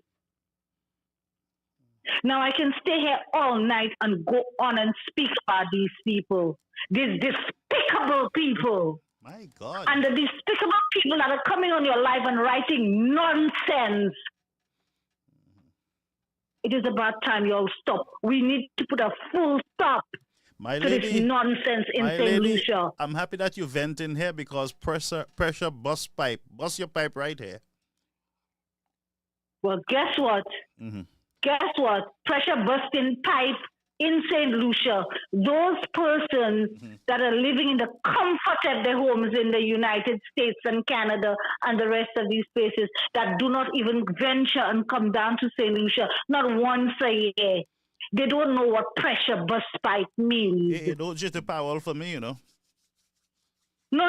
You don't. They weren't you here last year? Oh yeah, it's true. Thanks for reminding me. I'm getting older. Didn't I say they don't even come in once a year? I know. Forgive me. I am sure I made that statement because I know people who care who come into St. Lucia to check on what really going on here. My ear didn't catch your voice. And tape things and ask questions and speak to people and go and look at St. Jude's and look at the different projects and stuff. I know people who do it and they live in the diaspora. But those who are there making excuses and they have no clue what St. Lucians are really faced with. I would ask these people, please, not to make any comments. Okay, so if the comments are to protect the failing government that we have in this country. So what you're saying, they have the right to remain silent? That's right. Anything they say will and can and will be held against them in this court. In this court. You ain't easy tonight. So, yeah, man, let me take another call. But thank you so much for venting here. Take another call. Thank you, my friend. And everybody who's up to doing blocking the streets. What? Block them. We're going to block them and cut cash trees out and stop people from going to work to send us a resounding message to the government. No violence. Again, I say no violence. Okay. Please put yes under this live tonight because I will go through this live to see who those persons are. Hey, you make me cough tonight. Okay, my friend. Thank you so much. Thank you very much. Thank you. Okay. Bye-bye. Mama, our caller was on fire. Why is me? The device not even working. Okay, good. It's back. Miss Toussaint, could you call me? 929-586-1821. Let's have a conversation. 929-586-1821. Let's take two more calls. And then Eva Sagafet. Ula Dudu. I see a little war in the Gulf there on Newspin today. But 929-586-1821. Let's take a few more calls and then we shall depart. We shall depart, friends. But it is good for us to educate ourselves, be informed. And I love information. You know, if I get it from the SLP, I take it. If I get it from Independence, I take it. I get it from whoever wants its information to make me wiser. Wise me. Yes, St. Lucia, what is going on in your neck of the woods? Mervin, greetings to you. That's Montreal in the house. Montreal, welcome, welcome. I see Lydia Francis just came in when we're about to close, when we're about to finish. Lydia Francis is just joining us. Okay. You see, Miss Nigel, we're asking you to call in and you ain't calling in. 929-586-1821. I'm just giving you a little time, folks, and then we will go. Money put here back, I say, I'll take more vitma. I'll say, more pet the rest of my hair. More, man. You see, when you get an older brethren, who can pet tooth bag. That's why I'm afraid that some of these speakers, they might lose their vision a bit and they won't be able to see the light. So we have to get some spotlight in the house. Somebody sponsor some spotlight so that they can see the light. That's their problem. They can't see the light. They can't see the light in the house. Martin Francis said, please don't call. Oh, Martin Francis, my brother. So let me read some of your comments, folks, and then we will disconnect from the program tonight. Okay. Is she the real one? Yeah, because it's true, because there are two Nigel Tucson. There is, and we got to be careful, you know, friends. There's the magistrate and there's a fake one. So we got to be careful which one we put in fire on. Yeah, you all get it? It is true. There's two. There's somebody who's using her name and causing some ruction, making people attack the poor woman. Sometimes the woman didn't know what is going on. You hear me? And let me just TP. I got a request from you, and I know it's a hacker. So I've already reported it. I already reported. Okay, so I got something here. Let me see.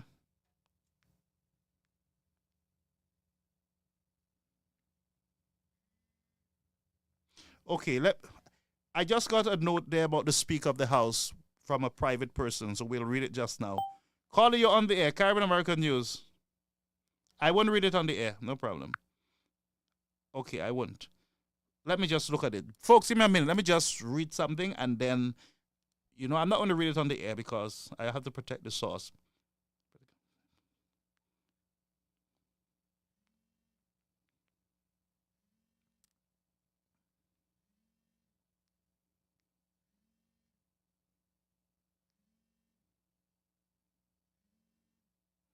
Okay, good. The person who texted me a while ago, I appreciate it. So the Speaker of the House was never at the hospital, folks. All right? And that private message is from a very strong Labour Party supporter. So the Speaker was never hospitalized. My friend, Your Majesty, Your Most Excellence, Nigel Toussaint. Not Your Majesty, not Your Most Excellent. Because what happened is that there's a fake profile out there too. You're aware of that, true. Right? Yes, I am. Yes. So we don't know who we put in fire on. We just, but you understand the politics. Mm-hmm. Well, this is me, the original, who just wrote on there. Okay, happy New Year to you. Oh, yeah, it is. Happy New Year to you as well. Yes. So what is your position on what is happening in the House and the Senate? The House and the Senate. I didn't follow the Senate, so I don't know what's happening in the Senate. Mm-hmm. what's happening in the House in terms of what's of the Speaker, Yes. I don't see an issue. No issue has surfaced yet. Okay. I mean, there could be one coming down the pipeline, but there isn't an issue yet. Jeremiah has resigned.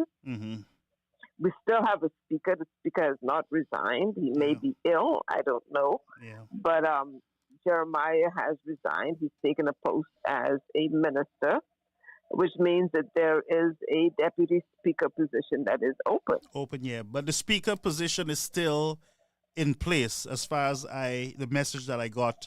The speaker is recovering. The speaker has taken time off. But I understand it's because he's sick, but he is still the speaker. You know, who knows? Maybe he'll be available at the next House of Assembly. If he isn't, then they would have to appoint a deputy speaker. And they passed legislation not too long ago that says I don't know if the speaker is as well, but I know the deputy speaker can come from any member of the public. So it's just a matter of finding somebody to appoint as deputy speaker. I don't see why that would be a problem. I don't see why that would hold up the business of the country. I mean, we have a lot going on in St. Lucia. A lot of people are not happy. Yeah. So why create issues that are not yet issues? I mean, people need a little peace of mind, and we're raising a lot of things that are not issues. And I think it's a little bit abusive to the people, honestly. I mean, when a real issue raises its ugly head, you attack it. But when there is not yet an issue, you know, I don't know if that was Girodi that was speaking a minute ago, who seemed extremely angry and over something that's really nothing to talk about.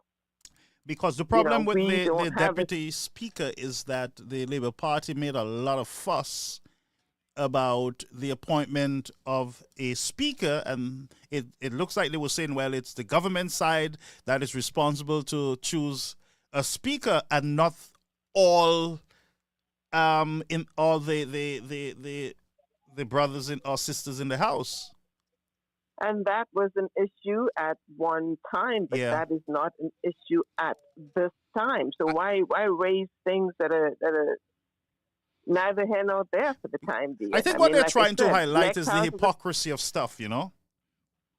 But there is no hypocrisy yet. You don't see one?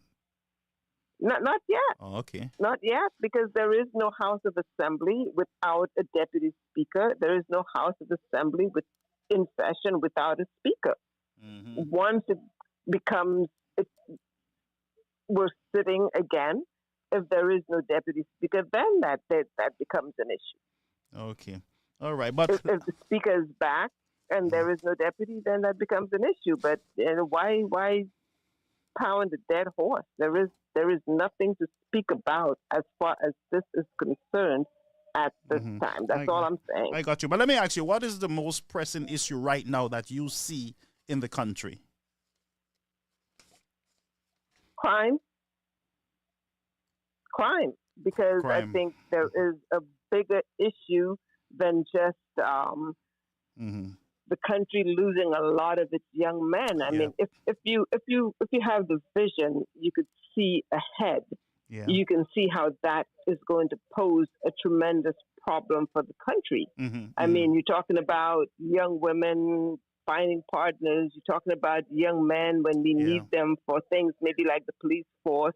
You know, who's protecting, who's providing if the young men at such an early age are being killed in such large numbers. I mean, 16 doesn't sound like a lot of people, but 16 deaths is that. No, I believe it's 19. Astronomical in my book. I believe it's 19 at this point. Yeah, 19. Yeah, and all of them are youth. It's only getting worse. So I think we need to do something. If it's get assistance from outside of the country, you know, I mean, not just the forces, the regional force. That regional force is not going to help us.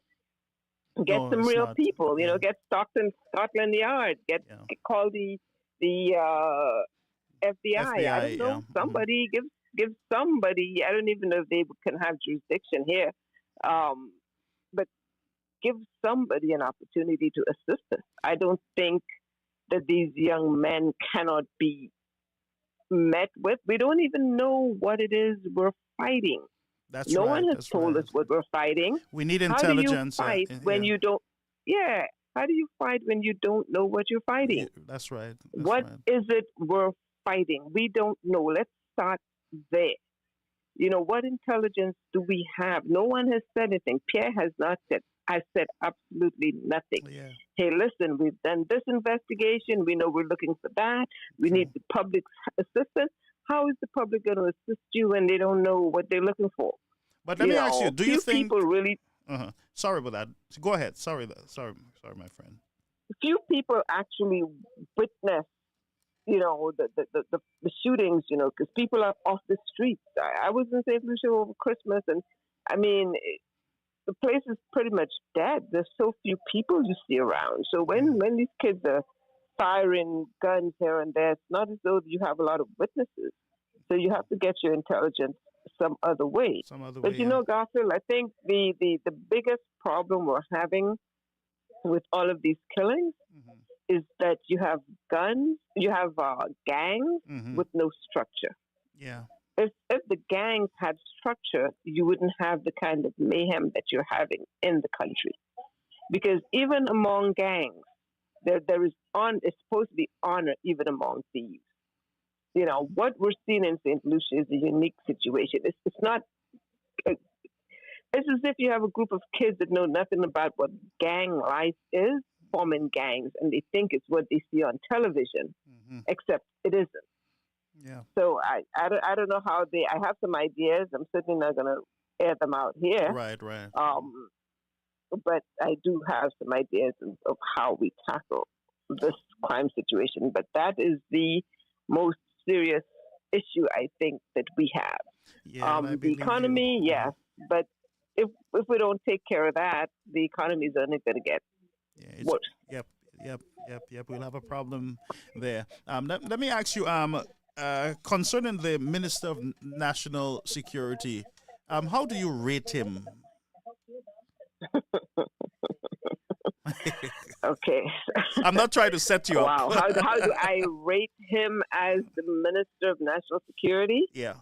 That's still Philip Pierre, right? That's Philip J. Pierre, yeah. Well, what I see with Philip Pierre as the Minister of National Security, I think he is in the same situation he was as the Minister of Tourism. He has not yet understood what national security means to the nation. I don't think he understands it. I don't think he takes the time to find out. I think Pierre is a lazy prime minister, and it shows when he speaks because he never seems to be informed. He never seems to understand what it is he needs to say or he's trying to say. So I don't think he goes home and he sits and he does any legwork. I don't think he understands the importance of national security. I don't think he knows what that portfolio entails.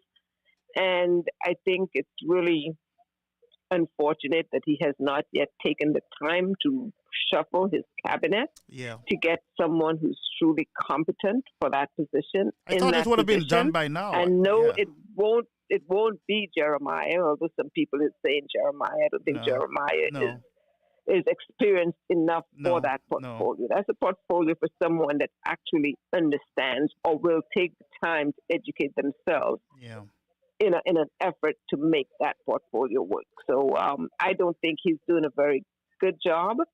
And he needs help, and he needs to seek that help. Yeah, he needs help. But frankly, I don't think he understands it. And I support you. I support you that there need to be a reshuffling of cabinet, one, and two, we need outside intervention in order to help us to manage the crime situation. We must take care of that now. We got to deal with it.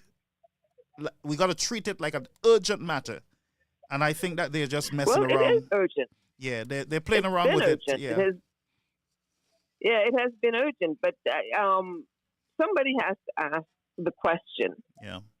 if we have all of these high-powered guns in St. Lucia, they're not coming in for free. Somebody is making money off the presence of these guns. True.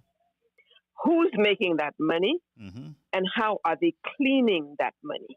Boy, that's because the money would need to be cleaned. Yep. Okay? So if we follow the money, we'll solve the problem because it's always the money that you need to follow. Yeah. Okay? Check bank accounts. Check income tax statements. Check standard of living. Check houses. Yep. Know the people and their earnings and how they come into the wealth that they have. And perhaps maybe then you will start to understand what's going on. Find out how $3, $4, $5 million can be paid for property in a lump sum. You know, ask yourself, where is that coming from? Is there a loan from a bank? Did the bank give that money? Is that cash that's being paid? You know, if you follow the money, you may very well find out who the big players are. But we generally don't want to go after the big players. But that's what I was going to ask you. Are they willing to go there? Well, traditionally or generally, as I've seen, they are not willing to go there. They're not. You know, and it's, you know, I don't know why, but they're not willing. We have the search to might really end in their cabinets. In their cabinet. I'm sorry? I said the search might end up in the cabinet. Well, I can't make any comment on that. No, you shouldn't. No. It might. That's why I said it might. Well, it might end anywhere. Anywhere. You know, it might end in the church. Cabinet. It might end in the church. It might end in the medical doctors. It might end with lawyers. It could end anywhere. We don't know. I know it's not with the little fellas on the block getting killed. I know they don't have the money. Yeah. You know, so these guns are not cheap. These guns are being paid for. Yeah. You know, everybody says, oh, the U.S., the barrels, coming in the barrels. The minute you say it's coming in the barrels, you're saying the poor people are the one bringing it in. Because those are the people, mostly the people bringing in barrels. You know, and I don't think that's where it's coming in. No. I don't think it's coming from the U.S. either. I think we need to look at areas like Venezuela. That's coming through the waters. It's coming in through the different ports, you know, different ports. They said COVID was coming in. Yeah. Then it's the same way. Nobody's really policing anything. No. So this is not. We have 180,000 people, Garfield. 180. The country has 180,000 people, and the significant number of those are children. Another significant number are older people. So the people we really have to manage is probably about 80,000 people, you know.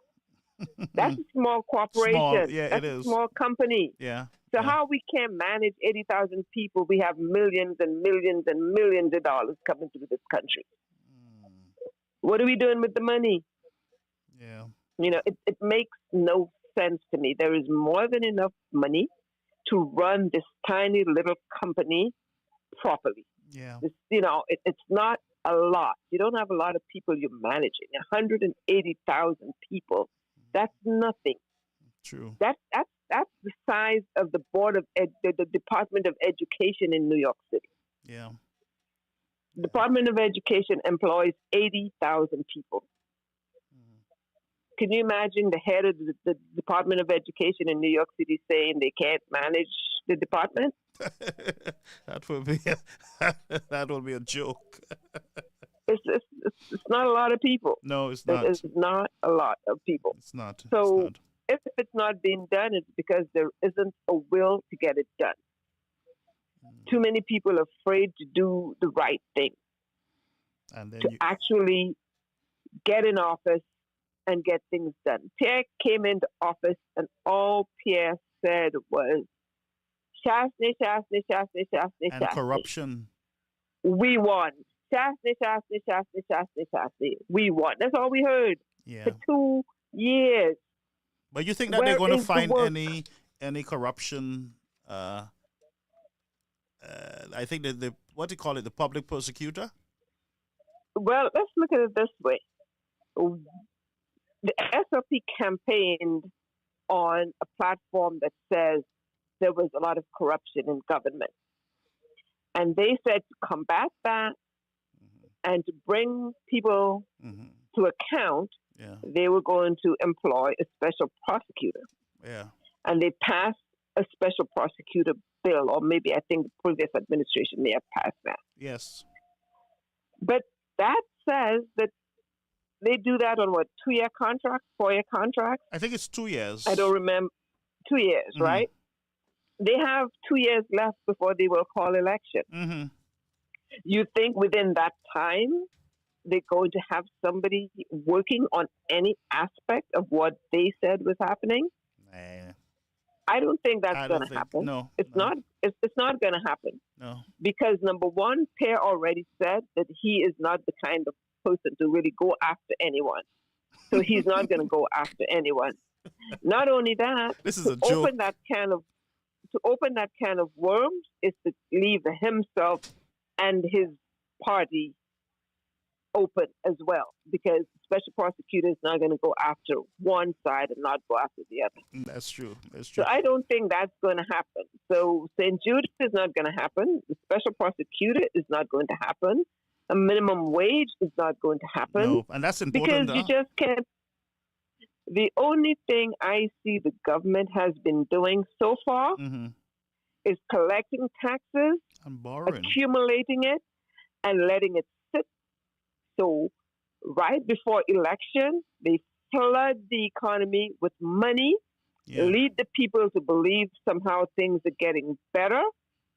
And at the end of it all, nothing is going to happen. They get another term and they sit and do nothing, because everything they've been doing so far has been towards ensuring that they get another term in office. Let me ask you and Go ahead, please. There's really nothing wrong with that if you're taking care of the nation in the process.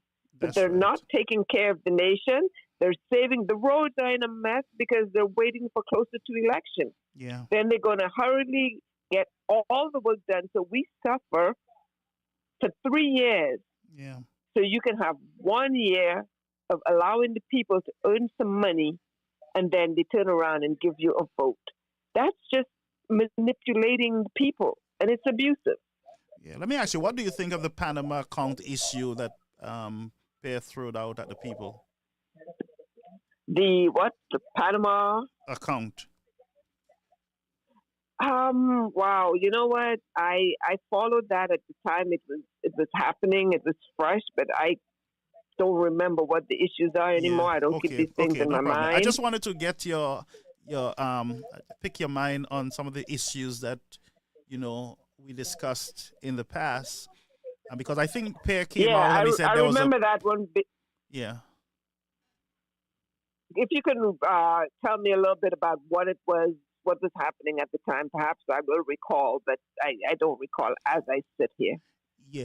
I think what Pierre came out and said is that he found some documents or an account that a secret account that is in Panama, where monies were being placed, government monies were being placed for project. And he accused, basically, his government accused the Alan Shastny administration of having a secret account in Panama. And I believe they came back and said, it wasn't really what we said. It was something else. It was legit. Okay, now I didn't know Hilaire. You said Hilaire came back and said that?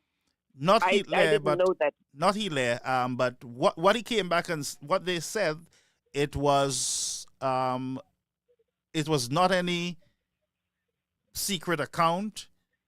It was, I believe, the business account of one of the corporation that works with the either the Taiwanese it is, something to that effect. But oh yes. I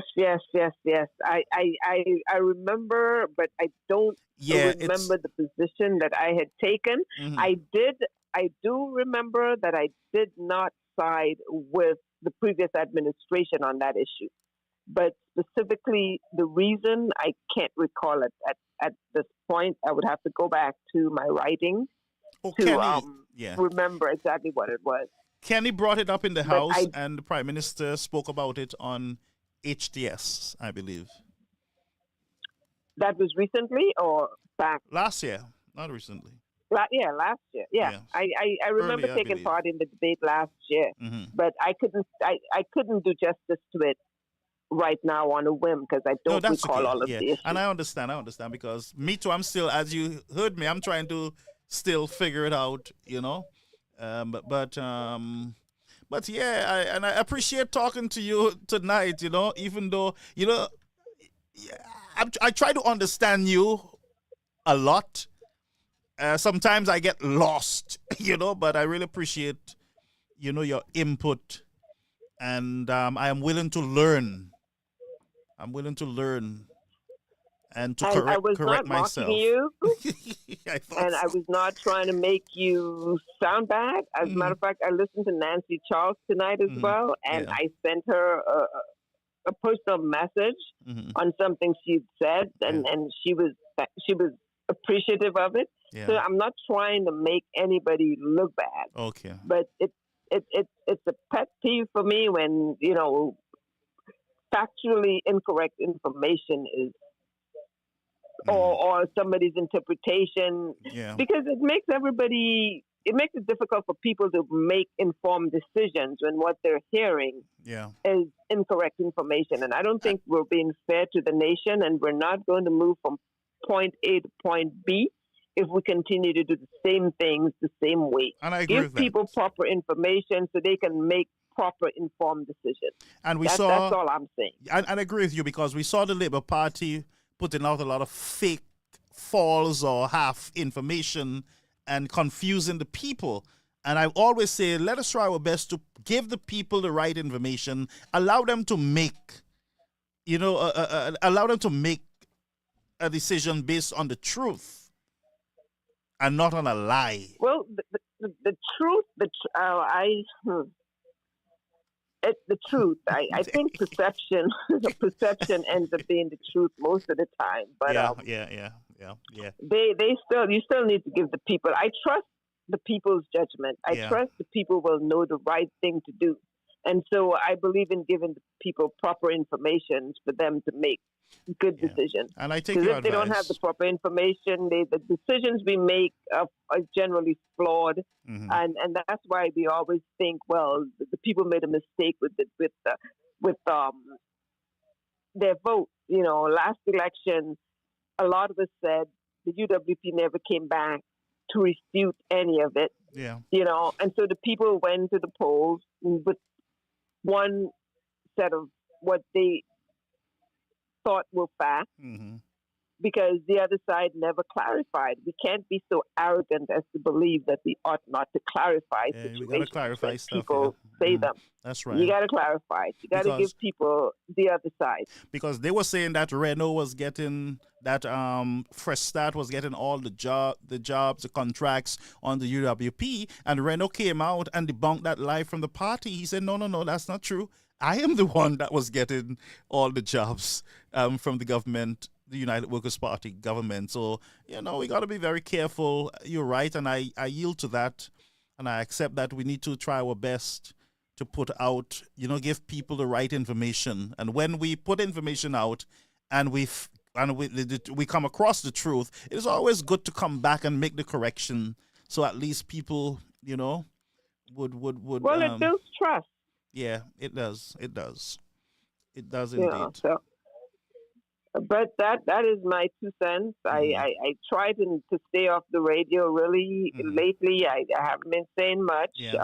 Just observing. I'm kind of disappointed with the government. I'm disappointed with the opposition. I think the opposition has not zeroed in on the right issues that's going to make a difference. I think we keep hashing on the same old thing that nobody really cares about, honestly.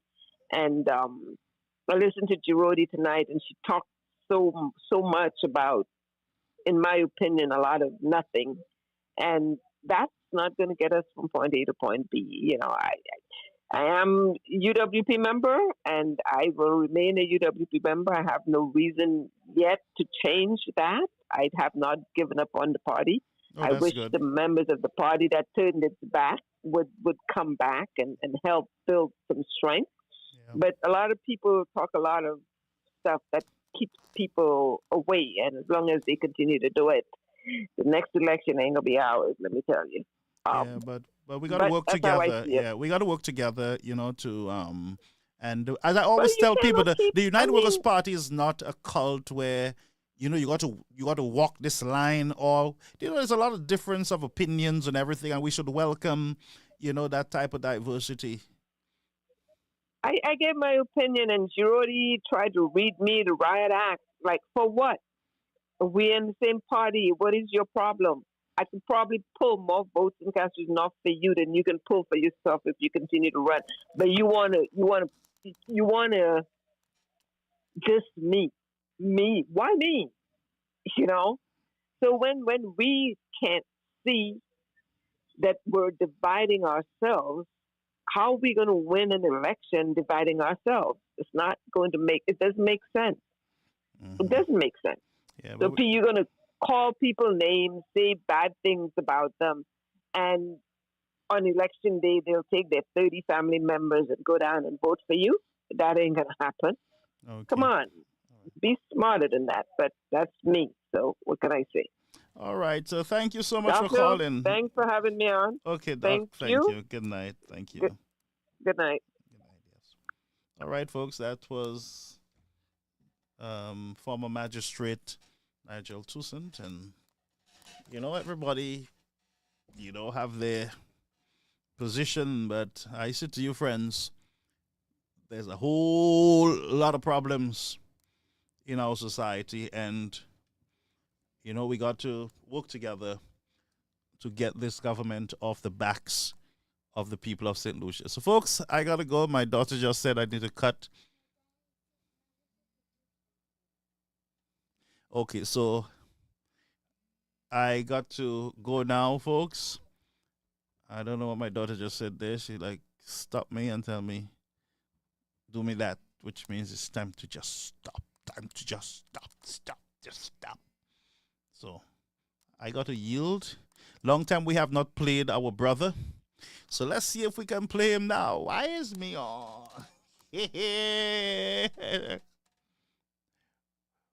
Oh, yes. Sorry, Ian. Nigel. I should have called her. Yeah. A lot of people think that my caller is Girodi. No, that's not. Oh, my God. I have to issue an apology to my friend, Miss Girodi of the United Workers Party. No, Miss Girodi is a good lady, and sorry about that. I got, sorry, my ear. But yes, folks, no. Nigel, no, that's not Miss Girodi. Yes, I didn't realize what was happening there, because I was going to ask her, what program were you watching? Were you watching another program? You know, so no, that's not Girodi, Miss Girodi. No. It sounds like her, but it is not her. No, it is not her, not at all. Miss Girodi, I do apologize. No, that's okay, Nigel. It wasn't her. I didn't check what you were saying until I read it. We do apologize. Yes, that was a mix-up there. But yes, she's not. No, Miss. No. All right, so let's move on from that, folks. Let's just enjoy our clip before we leave. Big story.